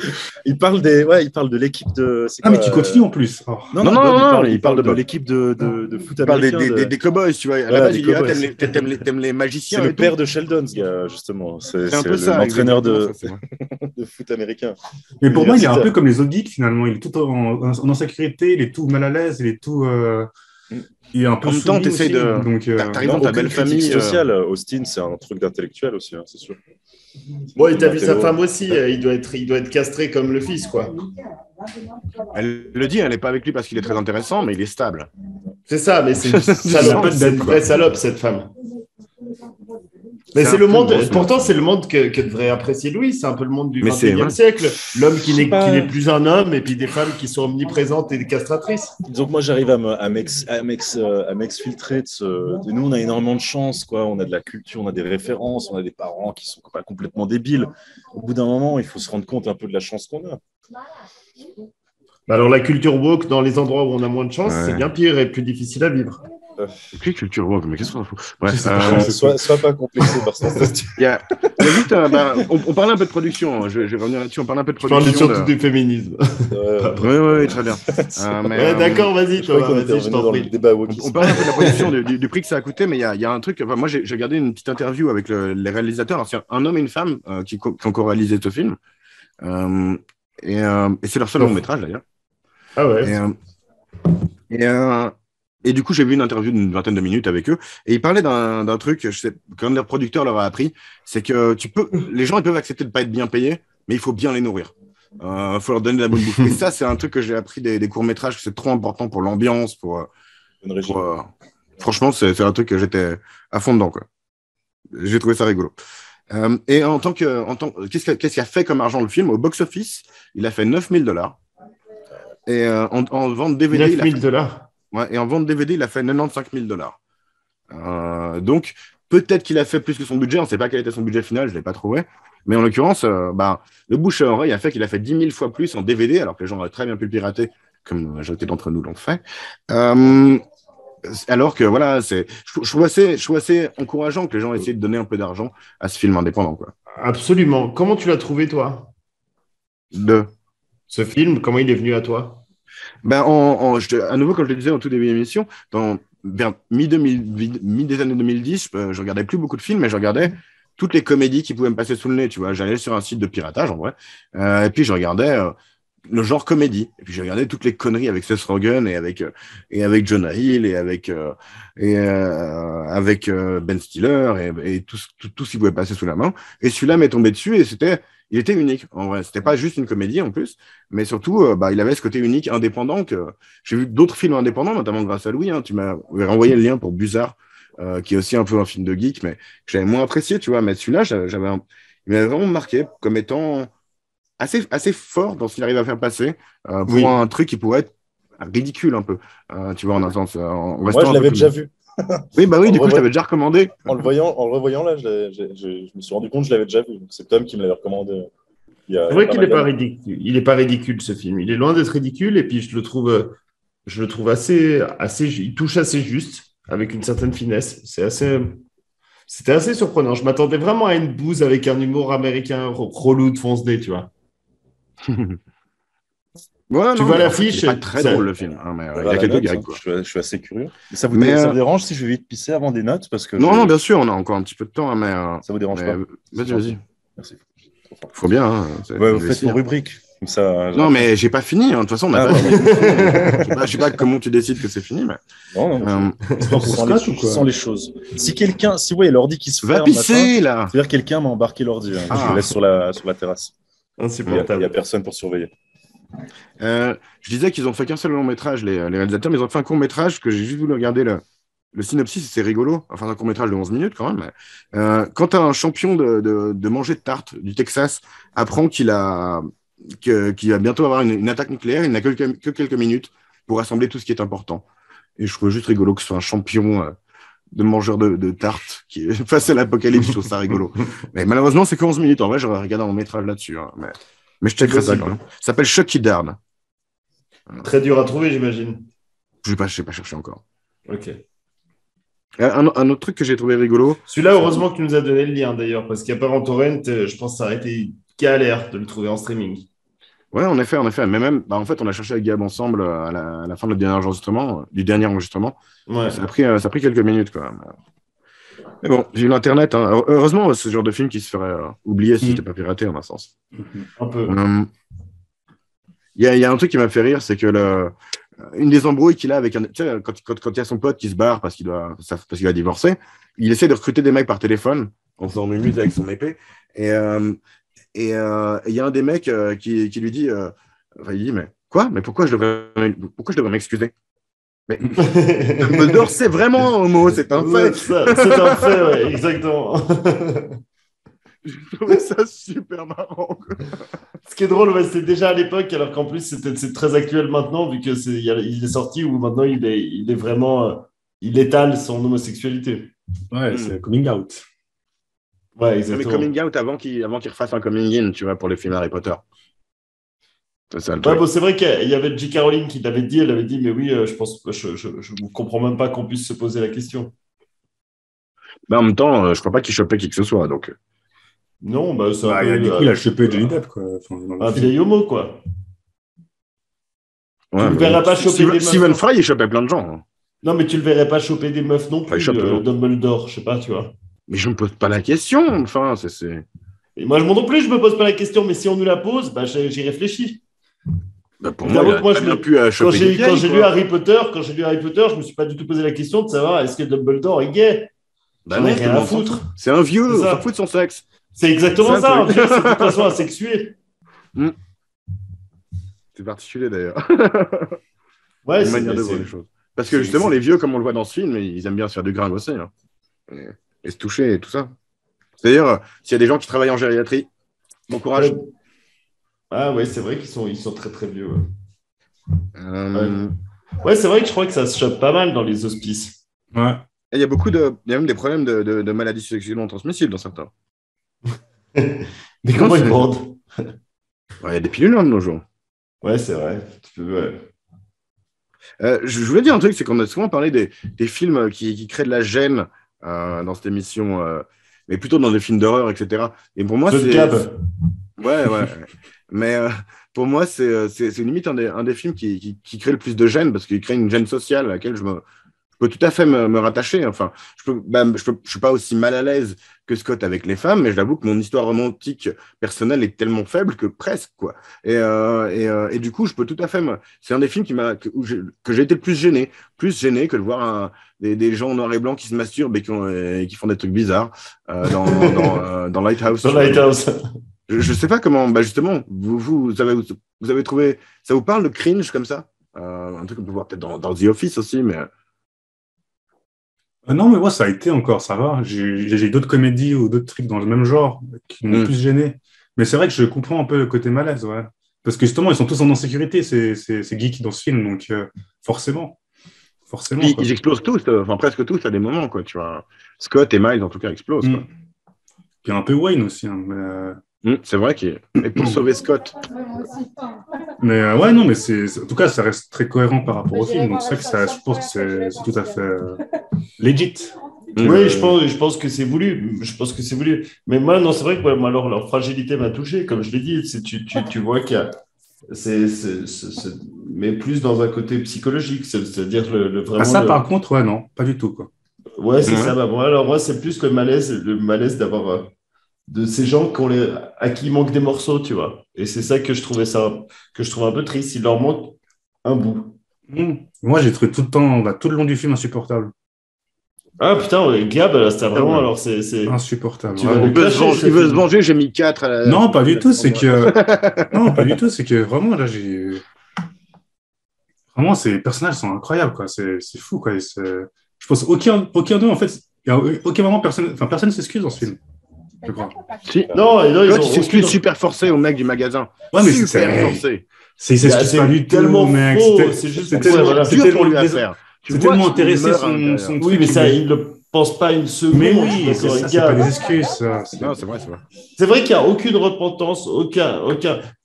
reconnaissance. C'est pour ça, c'était le débat qu'on avait au début. Mais moi, je suis totalement d'accord avec Gab. Je pense qu'au contraire, il n'y a pas du tout le moindre effort. Mais Louis et Thomas pensent qu'il y a une différence. Moi, je pense qu'il est devenu encore pire qu'avant. Moi, je trouve qu'il y a un progrès de 5%. Il y a un progrès de 20 à 19. 5%. Mais oui, quels sont tes critères là qui te fait qu'il y a 5%? C'est exact. Mon critère, c'est qu'il demande un 20 avant sur le dé et après il demande un 19. Okay, ouais. C'est ça. Pour moi, c'est plus réaliste sur le progrès d'un humain que le sont beaucoup de films en fait. Bien sûr. Oui, c'est belle, Louis. Mais c'est beaucoup plus réaliste sur le progrès d'un humain et je me reconnais un peu dans ça parce que j'étais peut-être plus Scott quand j'étais plus jeune que je le suis maintenant. Moi, je me suis demandé et c'est marrant que tu aies amené ce film, c'est la question que tu posais un peu. Moi, je me suis demandé si c'était pourquoi tu avais amené ce film. Alors forcément, je me suis plus commit dans la projection. Je me suis dit que tu amenais ce film parce que peut-être, comme tu dis là, comme tu viens de le dire là, c'est pas moi qui le dis, mais il y a eu peut-être un petit côté Scott, un peu, vite fait. Et c'était un peu pour voir aussi comment nous, on comprendrait ça. Et c'est là que je me suis dit, oh là là, si Fred participe, tu vois. Et en fait, je me rends compte que c'est quand même Gab le plus trash. Au niveau de la sensibilité, t'es un vrai russe, quoi. On ne s'est pas connus aux mêmes époques aussi. Hein. Ouais, mais Moi, je t'ai c'est connu, marrant. Louis, j'avais 13 ans. J'ai connu Fred, j'avais 20 ans. J'ai connu Gab, j'avais 26, je pense, 27, tu vois. J'ai eu le temps de m'adoucir. J'étais vraiment une belle saloperie quand j'étais jeune. Ouais, moi, quand Je trouvais marrant je que t'étais t'as connu, t'étais un peu Scott. Un peu, mais pas tout à fait. Mais je me Non, bah, souviens, heureusement, autrement, je disais que j'étais monsieur non, quoi. Par Monsieur exemple. non, c'est ça. Vous étiez Oui, pas c'était son toujours Dwayne, non, vous étiez exactement. plus le Miles, vous, je pense. Ouais, par moi, c'est sûr. Ouais. Vous étiez des gens qui avaient plus de Vous avez quand même relooké socialisation Thomas, que le je veux mien. dire, au bout d'un moment. Mais on a tous, c'est pour ça que je dis, on est tous un peu des deux. C'est ce qui est intéressant. C'est qu'on a tous des parts de Miles. Non, on parle Ça de veut dire un peu un connard égoïste. Non, parce qu'ils sont les deux des connards égoïstes, mais donc, quelqu'un qui va être plus sociable et moqueur, et puis une partie où Dwayne. on est plus sensible et caché. Donc on a un peu les deux. Dwayne, Je pense il est inexistant, je veux dire. Ouais, mais on a tous un peu de ça pas. aussi. Des fois, on se laisse faire parce que c'est l'ambiance du groupe, en fait. Oh, rarement. Non, oui, c'est vrai. Quel casse-couille. Tu rabaissais les gens. Vraiment. Tu rabaissais les gens sur leur physique, ça c'est quand même vrai. Et maintenant, on dit Les que c'est chaussures moi qui aussi. traite les gens de petits. Qui rabaisse les gens sur leur physique? Thomas, un temps, c'est ça. Oui, oui. Moi, j'ai jamais osé le faire avant. Moi, je ne l'ai jamais fait non plus. Avant récemment. Enfin, si, Arnaud, que je l'appelle gros, mais il n'était pas gros. Enfin, je bannais des gens sur ce qu'ils étaient Toi, pas. t'es bien élevé. Mais jamais autrement dans un Bonne calcul physique, non, ça se fait pas. Moi, Exactement. après avoir vu un Donc, c'est Armageddon, comme si tu as un nain, tu vas pas faire et le nain. Bah maintenant, oui. après avoir vu Armageddon, Je sais que les j'ai blonds, les lancé nains. une pièce à un mec et je lui ai dit va t'acheter des cheveux. Et Trop depuis, bien. je suis chauve. Attention, C'est ton karma alors. Mais je trouve que lancer une pièce, c'est tellement génial. Mais parce qu'il y a cette vanne va t'acheter des cheveux dans le film, et je me Dans trouvais Armageddon de faire cette vanne de merde. Ouais. Et le mec, t'avais fait quelque chose ou pas? Bah non, j'étais genre à 50 mètres. Quoi. Non, j'ai peut-être pas Ah, il 50 t'avait mètres. rien fait, tu lui as juste envoyé une pièce, va t'acheter des cheveux. Ah, mais moi, c'est là où je me reconnais aussi dans Scott, c'est que je suis un mec et je sais très bien que j'ai des côtés Quel de trou fond de de balle. connard. J'ai des côtés de fond de connard. Hein.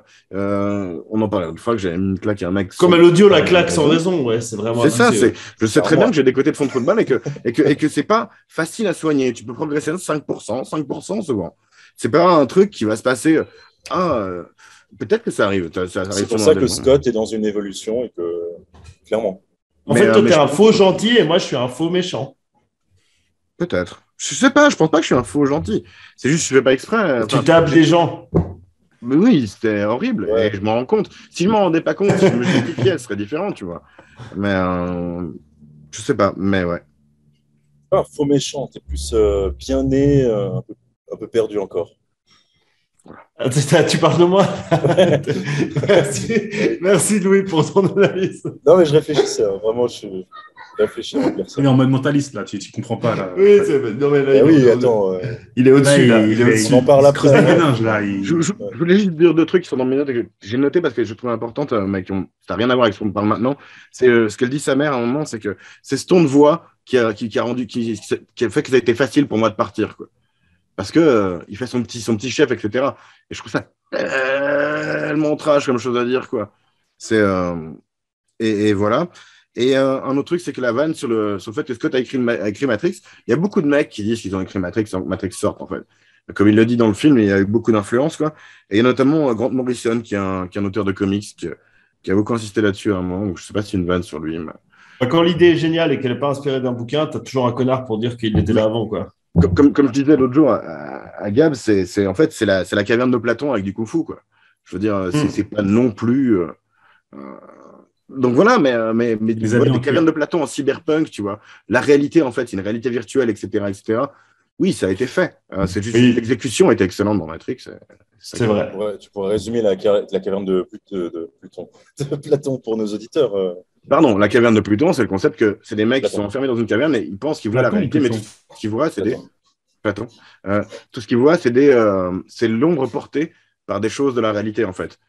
C'est l'idée que ce qu'on voit n'est pas la réalité, mais simplement une impression de la réalité. Et ça, c'est un truc que Platon a écrit je sais pas, il a quel âge, Platon, Fred? Quel âge il avait Platon? Ça dépendait de... Non, mais tu vois ce que je veux dire. Quelle année?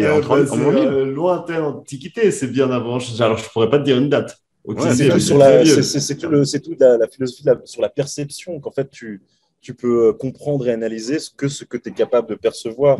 Et qu'en fait, tu crées tes règles en fonction de ce que tu perçois. C'est pour ça que quelqu'un de mal né, il faut pas le prendre de haut, Frédéric. Oh là là. Mais qui je prends de haut, mais franchement, non, mais détestable. C'est qui en te prenant de haut, quoi. Il est né en 428 ou 427 avant Jésus-Christ. Et mort en 348 Ok. ou 347. Ça, c'est Ouais, l'idée, 400 ans, 2400 ans de plus que Matrix, quoi, on dit. Mais... C'est ça. Donc, ouais, c'est Donc, en assez fait, vieux. Dans ta c'est gueule, normal que Scott. tout le monde dise. T'as dit quoi, gars? Dans ta gueule, Scott. Mais oui, mais d'ailleurs, il cite Baudrillard comme exemple. Alors, je trouve étonnant qu'il cite comme influence sur Matrix. Un C'est auteur qui? français, je connais pas Baudrillard. Je vais pas regarder. Alors, je vais regarder. Hein. Merci. Du coup, je pense que par contre, là, on va. Parce passer qu'on au- dit toujours dans le chronique. public si les gens veulent nous dire et ils regardent jamais. Parlez de Baudrillard dans les commentaires. Vous voulez nous corriger? C'est un philosophe français, théoricien de la société contemporaine. Il est connu pour ses analyses des modes de médiation et de communication de la postmodernité. C'est une sorte de Louis Chiant. Oh, c'est cool, Louis, t'es pas Moi, chiant. mon gars, moi, je fais de la technique. J'ai pas mis. Justement, c'est pour ça que t'es pas vachement chiant. humble. Ouais, exact. C'était un compliment, en fait, tu vois. Ouais, je suis au service des autres. Simplement, ça doit être quelqu'un qui est un peu prétentieux aussi. C'était Du pour ça coup, que je disais passons ça. aux chroniques, messieurs. Gab, je vais pas te demander une chronique de People, People. parce que je pense qu'il n'y a rien. Mais est-ce que Non. justement, il y a des films, si tu as regardé un peu les acteurs, est-ce qu'il y a des films ou des séries où tu t'es dit, ah bah tiens, c'est marrant, ils jouent là-dedans, quoi, ou bien? Ouais, j'ai un peu regardé parce qu'il n'y a pas grand-chose. Après, je me suis intéressé au métaverse, il y avait des faits divers cool. Juste une phrase de Baudrillard.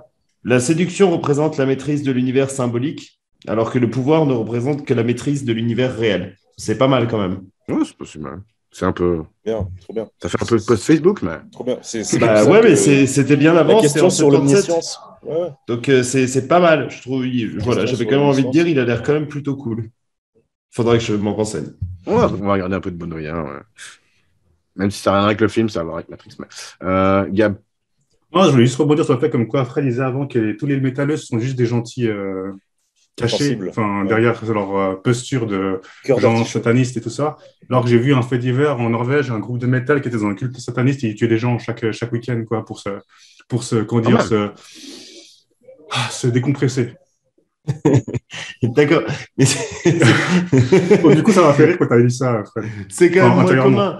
C'est quand même moins commun. Souvent, le métalleux dans l'école, celui qui est qui est métalleux, tu l'imagines arriver comme ça, puis parler comme ça. Tu vois, c'est un peu comme ça qu'on imagine le métalleux, le faux méchant, un poussin dans un corps d'ours. Bah, on parlait samedi avec Gabriel de Seb du Grenier, tu vois. Le deuxième du joueur du grenier, l'autre mec avec ça. Ah, Ouais, ben totalement. C'est exactement ça. C'est un amour, ce gars. Tu vois que c'est un gentil mec et puis tu sais qu'il écoute du métal. C'est totalement ça. Ils ont des t-shirts horribles avec des trucs, des dragons, des machins affreux, les enfers. Et des Et loups. puis tu vois que c'est en fait ils vont te faire un gros câlin, quoi. Les loups, c'est les bikers, Gab. Merde. Les bikers nuls. Mais après, il y a Oh, les qui bikers font du nuls qui métal, se battent quand même, et puis qui se battent à la rue d'école de médecine Ouais, mais en alors, tirant eux, ils sont dans pas les des bars. loups. Hein. Je te garantis qu'ils sont pas des loups. Hein. Et eux, c'est des méchants quand même. Il Ils paraît, sont ouais. des aigles, ok. Ouais. C'est plus des aigles. Servette, j'avais oublié. Et des clés. Dis, ah bah Louis, ta rubrique zoologie, du coup. Non, j'ai pas. J'ai réfléchi un peu avant, là, dans le bus. T'as pas un truc sur les wyverns ou les griffons? Ouais, j'aurais refait un truc sur les cafards, franchement. Mais, je sais pas. Ouais, Quelle imagination. Bon, monde est Fred, pas- c'est plein de cafards, leur maison. Là. Fred, rubrique presse, tu me disais que t'as pas Blatt, trouvé trop c'est grand chose non plus. Si, mais, j'ai trouvé quelques petits trucs quand même, parce que moi, je travaille dessus, quoi. C'est quand même. Rubrique presse. C'est ma chronique. Vas-y. Alors, Rotten donc c'est- Tomatoes dit que. Non, bah, pas que, justement. Alors, c'est très mitigé au niveau des critiques, mais comme elle représente très peu de choses, et il y en a si peu qu'on ne peut pas vraiment se faire formuler un avis très bon, mais sur Allociné, ça sera 2,8 sur 5, dont une fois 4 étoiles et une fois 1 étoile. IMDB, on est à 6,3 sur 10, donc médiocre, sur 18 commentaires énoncés, que des spectateurs, aucune presse n'en a parlé. Et sur Amazon, 4,2, vu que de toute façon, Amazon, ils mettent toujours des meilleures notes, des bonnes notes, vu qu'ils veulent le vendre. C'est des grosses putes. 6,3, c'est médiocre sur 10. Médiocre. 6,3 sur 10, c'est Par des médiocre. Américains, ouais, parce que les Et cinq, Américains, ça ils serait croient. Ouais, Je crois que 5, c'est une mauvaise note, en fait. c'est ça, sur un truc européen, il faut toujours penser que les Européens sont. Tu vois, 2,8 sur 5, c'est mauvais pour un Européen. 6,3. Quand tu es au-dessous de 7 sur un Sud-Américain, c'est que c'est vraiment pas bien. C'est moyen, en tout cas, ouais. C'est moyen, en tout cas. Voilà. Après, dans les commentaires que j'ai eus, voilà, comme ils sont très limités, hein, il y a celui qui a dit qu'il y avait- Parle pas de comme ça. Non, mais c'est un tout petit film. C'est pour ça que je t'ai Non, posé la c'est question bon. de savoir comment tu l'avais trouvé, parce que c'était quand même pas évident. Et il y a quelqu'un qui est vraiment passionné par ce film. Je pense que c'est Thomas qui l'a écrit. Voilà. Donc, cliché du nerd qui a pris de l'âge. Sur ce point, le film est très fort pour retranscrire des idées reçues d'une communauté, du physique au psychisme. Et c'est vrai que moi, je trouve assez intéressant. Et puis après, le pseudo-conflit entre la culture geek et hipster à la mode et la culture des vrais nerds passionnés de la première heure. Un jeu d'acteur de grande qualité. Donc voilà, il dit que des choses comme ça. Des clichés, mais des clichés réussis, ce qui est assez vrai. Un certain pragmatisme. Et moi, je suis d'accord. Voilà. Après, il y avait l'autre qui dit que c'est nul. Celui qui dit que c'est nul, il dit que les problèmes sont détestés, que les acteurs sont détestables. Je pense que le mec est passé à côté, puisque c'est bien le principe, c'est de faire des personnages qui sont tous un peu détestables. Mais je pense qu'il s'attendait à un teen movie. Comme moi aussi, avant que tu le donnes, je me suis dit que c'était un teen movie. Et voilà, après, il dit que tout ça grave, que les problèmes de fond ne sont pas réglés. Je pense que c'est un geek nerd qui s'est senti insulté, le second. Je sais pas. Donc voilà, c'est les deux seuls que j'avais. C'est très limité, hein. Ils écrivaient pas très bien, donc j'ai pas de belles phrases à citer. Mais voilà, mitigé dans les critiques. Très bien. Je comprends comment tu as eu ton bac. Hein. Quel bullshitter. Quel bullshitter. Très bien. J'ai T'as rien fait, toi. Ferme ta gueule, Louis. Toi, t'as rien dit. Excuse-moi. Tu voulais parler des cafards. En parlant des cafards, Excuse-moi, c'est un petit peu créatif, ma chronique. Je vais pas sur 3 sites. Je pense que tu peux Mais faire t'as ta rien fait. chronique. Mais tu les fais pas. Mais ma chronique ne peut pas. Je peux pas. La prochaine fois, tu te plaindras. Ma chronique, je peux pas la commencer quand l'émission commence parce que je réfléchis au film, machin. Je pense Mais que Fred, Fred non plus, il ouvre commence 3 pas. onglets, tape le nom du. Et après, il fait Ah oui, j'avais vu ce commentaire aussi. Et Non, c'est pas comment vrai. t'as eu ton bac? Comment t'as fait ton TPE? C'est pas vrai, je l'ai eu la veille. Oh là là. En TPE, j'ai eu 18. Je l'ai eu la veille. Connard. J'ai C'est fait à l'oral, c'est l'oral. Je voulais parler, moi, à part ça, j'ai une deuxième chronique maintenant. C'est tellement je parle gratuit et méchant. Il est parle tellement des mêmes. C'est vrai. Alors et qu'il du fait coup, rien. Comme c'est 2013, il y avait un mème de ça, parce qu'il y en a toujours. Ou alors c'est juste rien à voir, c'est un mème juste. Je pense que ça n'a aucun rapport. Voilà. Ça, par contre, c'est littéralement ça, c'est un truc de Facebook. Tu mets un pouce si tu joues au jeu sur ta table à manger, et tu mets un cœur si tu utilises la table de gaming pour. C'est un mème de nerd pour nerd qui se moque de nerd. Enfin, c'est mais vraiment, sur Facebook, sur... donc c'est pas vraiment. Voilà d'où on le connaît. Ça, tu vois, voilà, ça c'est un mème, ça. Ou un truc qui n'a rien à voir, mais. Gary Oldman, le commissaire Gordon, Sirius Black et plein d'autres rôles. Michael Cera, l'addict à la cocaïne. Tu les additionnes, ça donne Brock England, le gars qui a joué Wayne. C'est super juste. Il est très bien ce mème. J'avoue que c'est bien trouvé. Et autrement, voilà, je vous avais envoyé cette photo-là quand je vous ai présenté le film, enfin quand je l'ai proposé sur WhatsApp. Et en fait, j'ai découvert qu'il y avait d'autres posters. Celui-là, bon, et celui-là qui est très poster minimaliste polonais, quoi. Ouais, ou alors un vieux film de Kubrick. Enfin, elle est stylée cette affiche. Elle a de la gueule, mais est-ce qu'elle représente bien le film, tu vois, par rapport à... C'est qui la fille qui court? C'est pas la fille, c'est lui, mais c'est un avec son métalleux. grand manteau de... Il est plus fin que ce... Oui, moi, je la trouve super, cette affiche. Elle est cool, mais elle représente peut-être mieux le film, mais celui-là va peut-être attirer plus le public, tu vois. Celle-là, moi, je trouve justement celle d'avant, ça, c'est ce qui m'a fait penser. Je me suis dit, ça va être un teen movie avec de l'humour de fonce D. Ok. Ouais, justement, je pense que c'est le public qui pouvait attirer de base. Mais... Ouais, mais c'est pas du tout le cas. Ça aurait déçu le public. C'est un peu le deuxième commentaire que j'avais. C'est le mec qui est déçu parce qu'il n'y a pas des gros gags. Ouais, il n'est pas très drôle. Ça. Du coup, mon autre chronique, c'est la question à la con. Je sais plus ce que je vous ai demandé. C'est avec les jeux, là. Pour quel c'est quoi un jeu que tu pourrais ou que tu as déjà trop pris au sérieux? Le quiz de... Le quiz Des apéritalks. L'apériquiz, je veux dire. L'apériquiz, exactement. Que je prends beaucoup trop au sérieux. Mais je pense que je suis pas le seul ici. C'est notre mauvaise À qui tu influence, penses? quoi. À qui tu penses Au hasard, celui qui vraiment le prend beaucoup trop à cœur. Gab, t'as des trucs que t'as pris ou tu prends trop ça Non, comme ça ça? va, jamais moi je suis gagné un plutôt apéritif. tranquille avec les jeux, genre globalement, quoi. Même si on est tous mauvais perdants, hein, mais ça va, quoi. Pas de là à agresser les gens.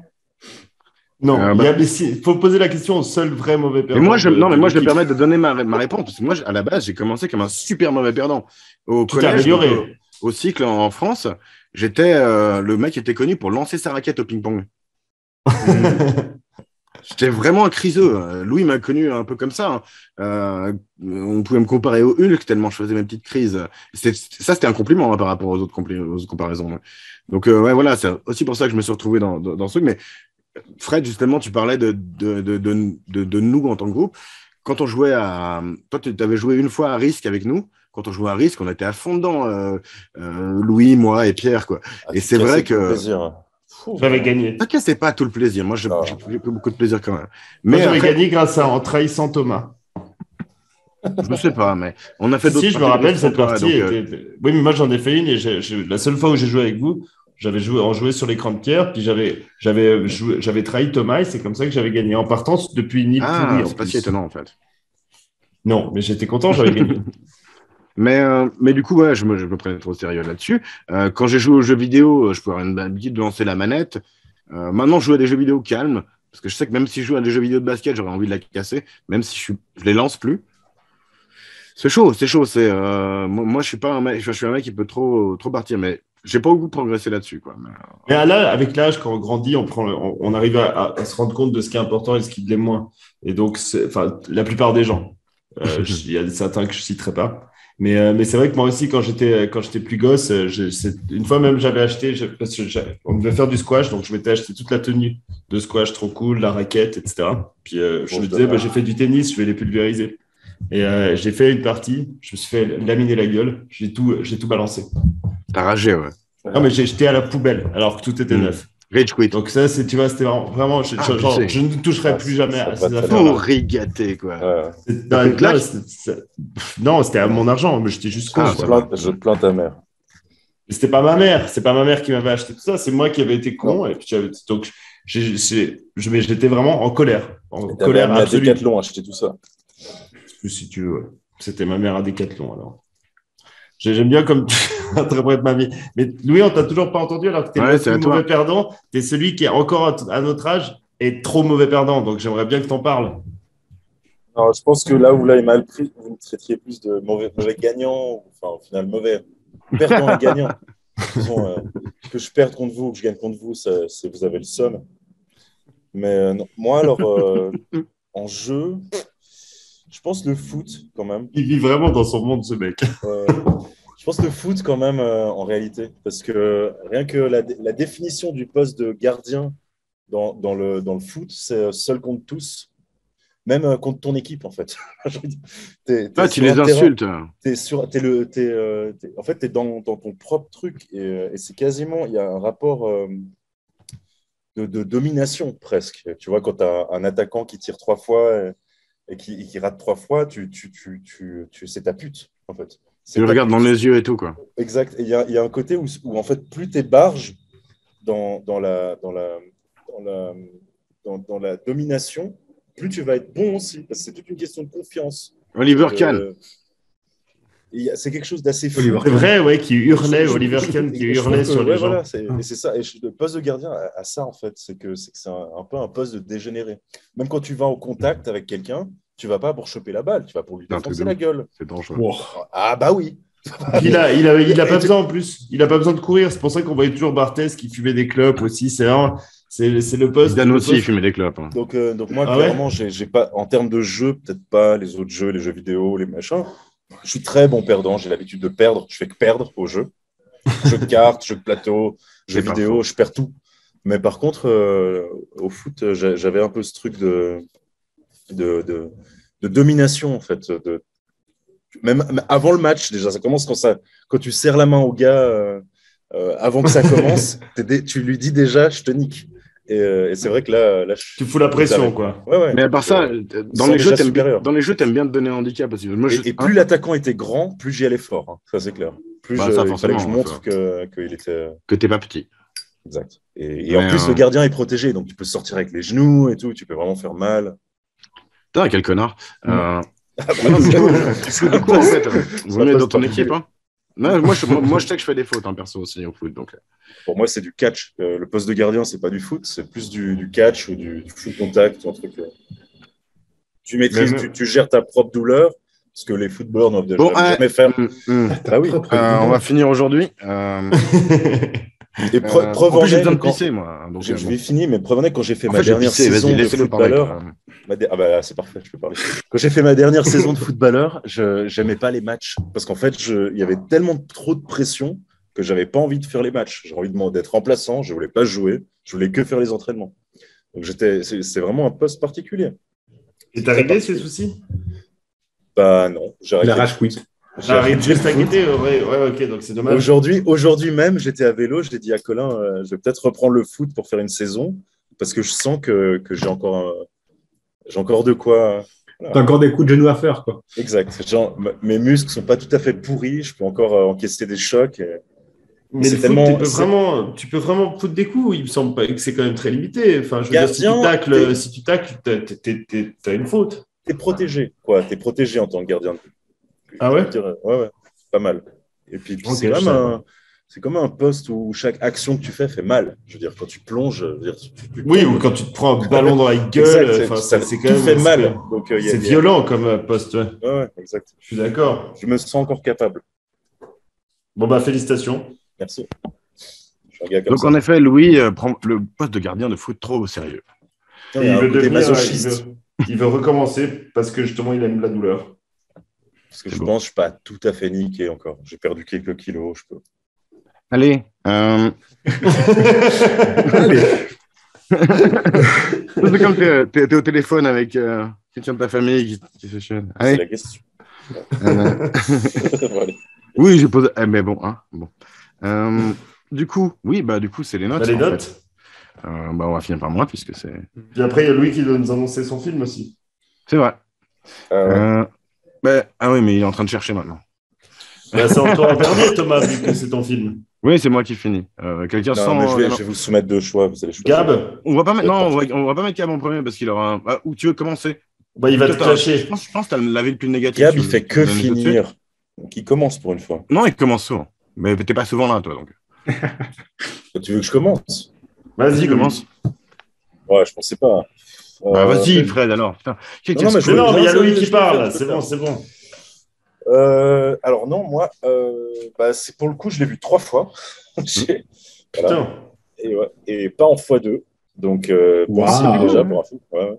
Tu l'as vu, tu l'as vu 2 fois là pour cette fois? Non, je l'ai vu une fois. Ah non, je l'ai vu 2 fois. Je l'ai vu 2 fois. 2 fois, mais pas en x2.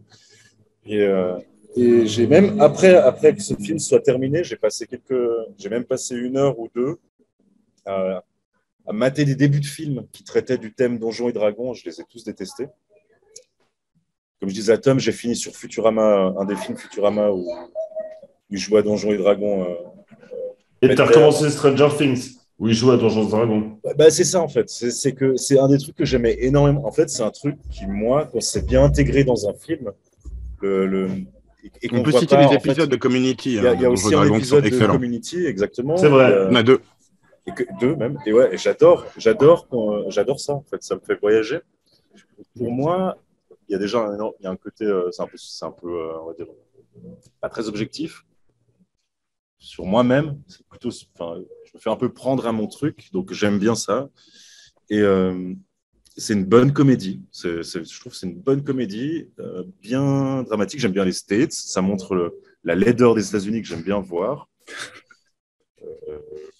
Je trouve que les acteurs étaient bons. Je mettrais un 8 sur 10. Pour moi, c'était un bon divertissement. Vraiment un bon divertissement. Je mettrais un petit 8 sur 10. Et un bon 8 sur 10 même. Et et je me garde les 10 sur 10 pour les films que j'amène, en fait. Non, mais en vrai, je pense que c'est déjà une bonne note, C'est un peu ce que j'ai un peu mieux. Ouais, c'est une belle redécouverte, un bon film. Ça m'a pas déçu. Enfin, Thomas m'a pas déçu. Vous, oui. Mais, voilà. Cool, bah, je rebondis sur toi parce que comme ça, Gab, il pourra parler du fait qu'il n'a pas aimé ce film. Je rebondis là-dessus. Moi, j'avais un très mauvais a priori parce qu'en général, bah, j'aime pas les films de Bada qui proposent dans Situation critique, C'est vrai. que je trouve souvent too much. Donc là, je me suis attendu à un film avec un humour vraiment désagréable, abondant, et j'ai eu une vraie petite surprise. Non, mais tu sais, vraiment, le film de fond, Non, c'était vas-y, vraiment vas-y, vas-y. Horai, tu vois, un Horai sur les geeks. Je me suis dit, ça va être lourd.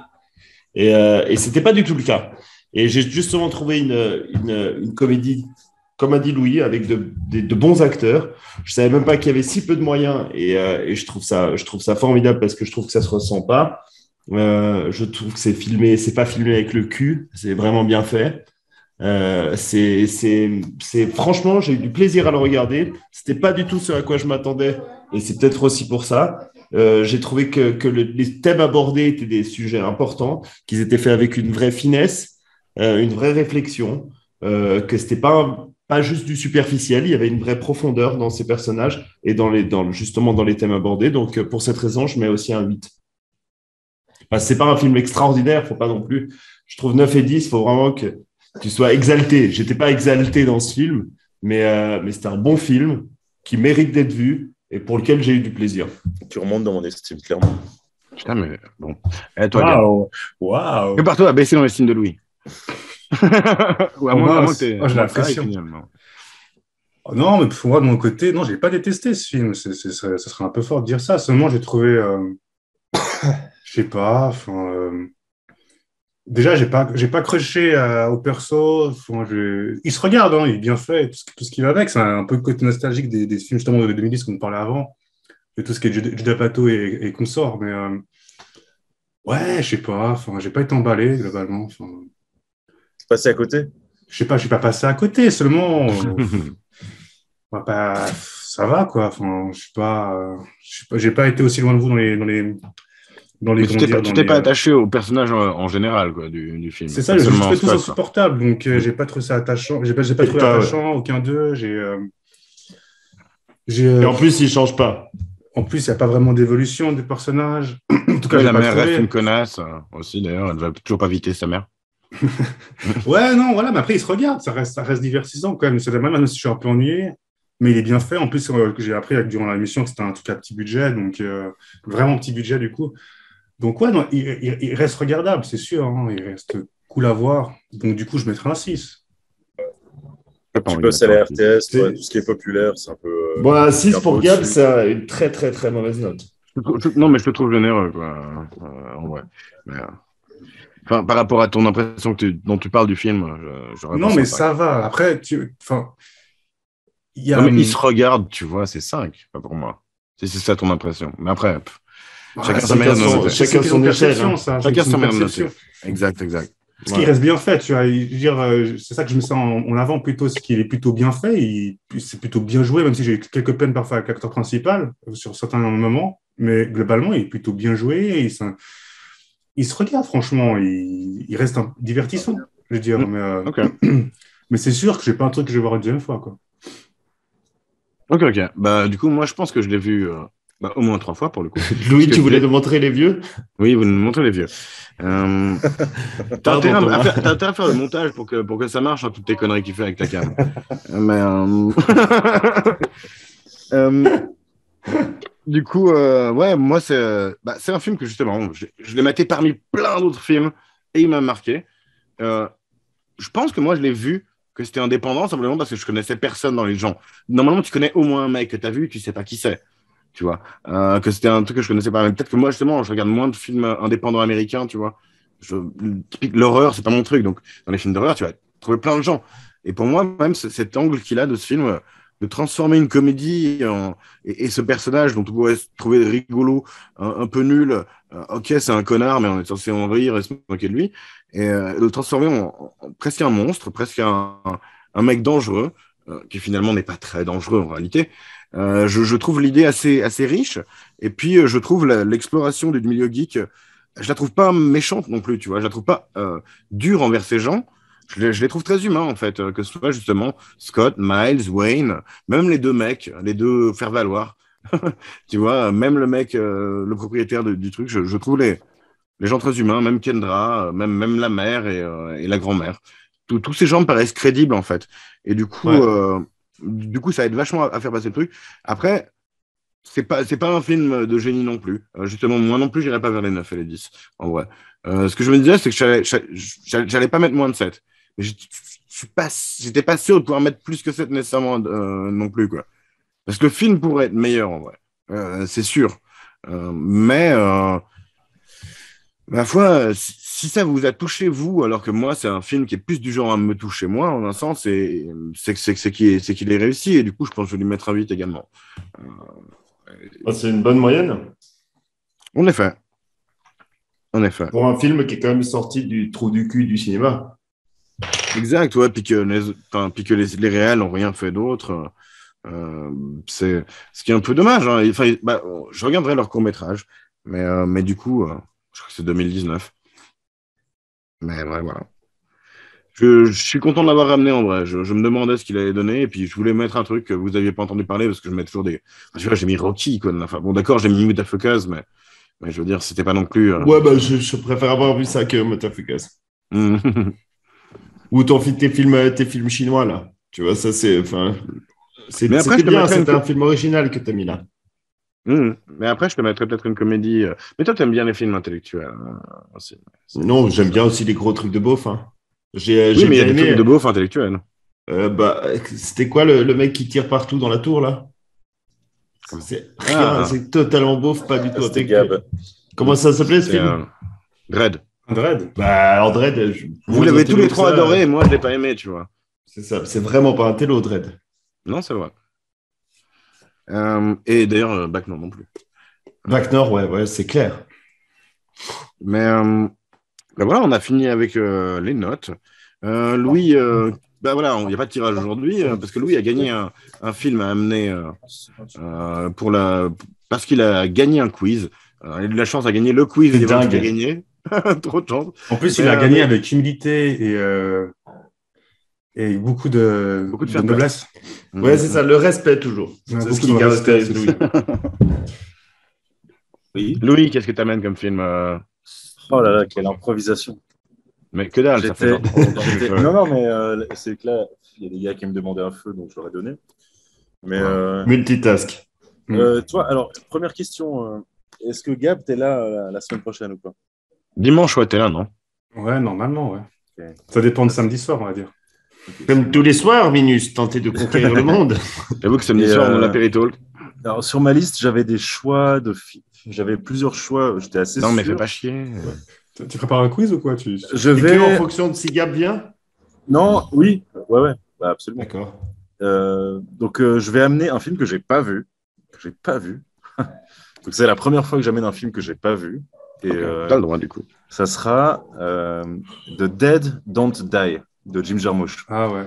Ah, c'est un mystère absolu. J'avais noté Jim Jarmusch sur mon doc, mais je pensais absolument pas. Et j'ai vu qu'il avait sorti ce film-là en 2019. J'ai pas vu. Et je vois que c'est un drame horrifique. C'est parfait. J'avais adoré celui avec les vampires. Comment il s'appelle? Cool, mais je l'avais vraiment adoré. Donc, je pars avec un bon a priori sur Jim Jarmusch. Oui, comment il s'appelait déjà? Bill Murray, Tilda Swinton, Steve Buscemi. Oui, regarde le casting un peu. J'avoue. Iggy Pop. C'est ce qu'il faut. Tom Waits. Pareil, quoi. Selena Gomez, mon Dieu, trop bien. Non, mais en fait, c'est de la musique en film, je pense, non? Danny Glover. Festival de Cannes, bah voilà. Et même l'autre gars, Adam Driver. Qu'est-ce qu'il fout là à Cannes? Franchement, je me réjouis de voir ça.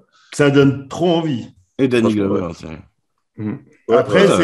Après, c'est dangereux. Quand ça donne autant envie, on peut être très, très déçu. Hein. Non, mais en même temps, c'est Jim Jarmusch. Donc, il y a quand même. Je ne connais pas du tout, en vrai. Je connais que de répute. Il y a quand même un truc très qu'il sait faire, c'est des trucs académiques. Donc, je pense qu'il va pas rater sa cinématographie.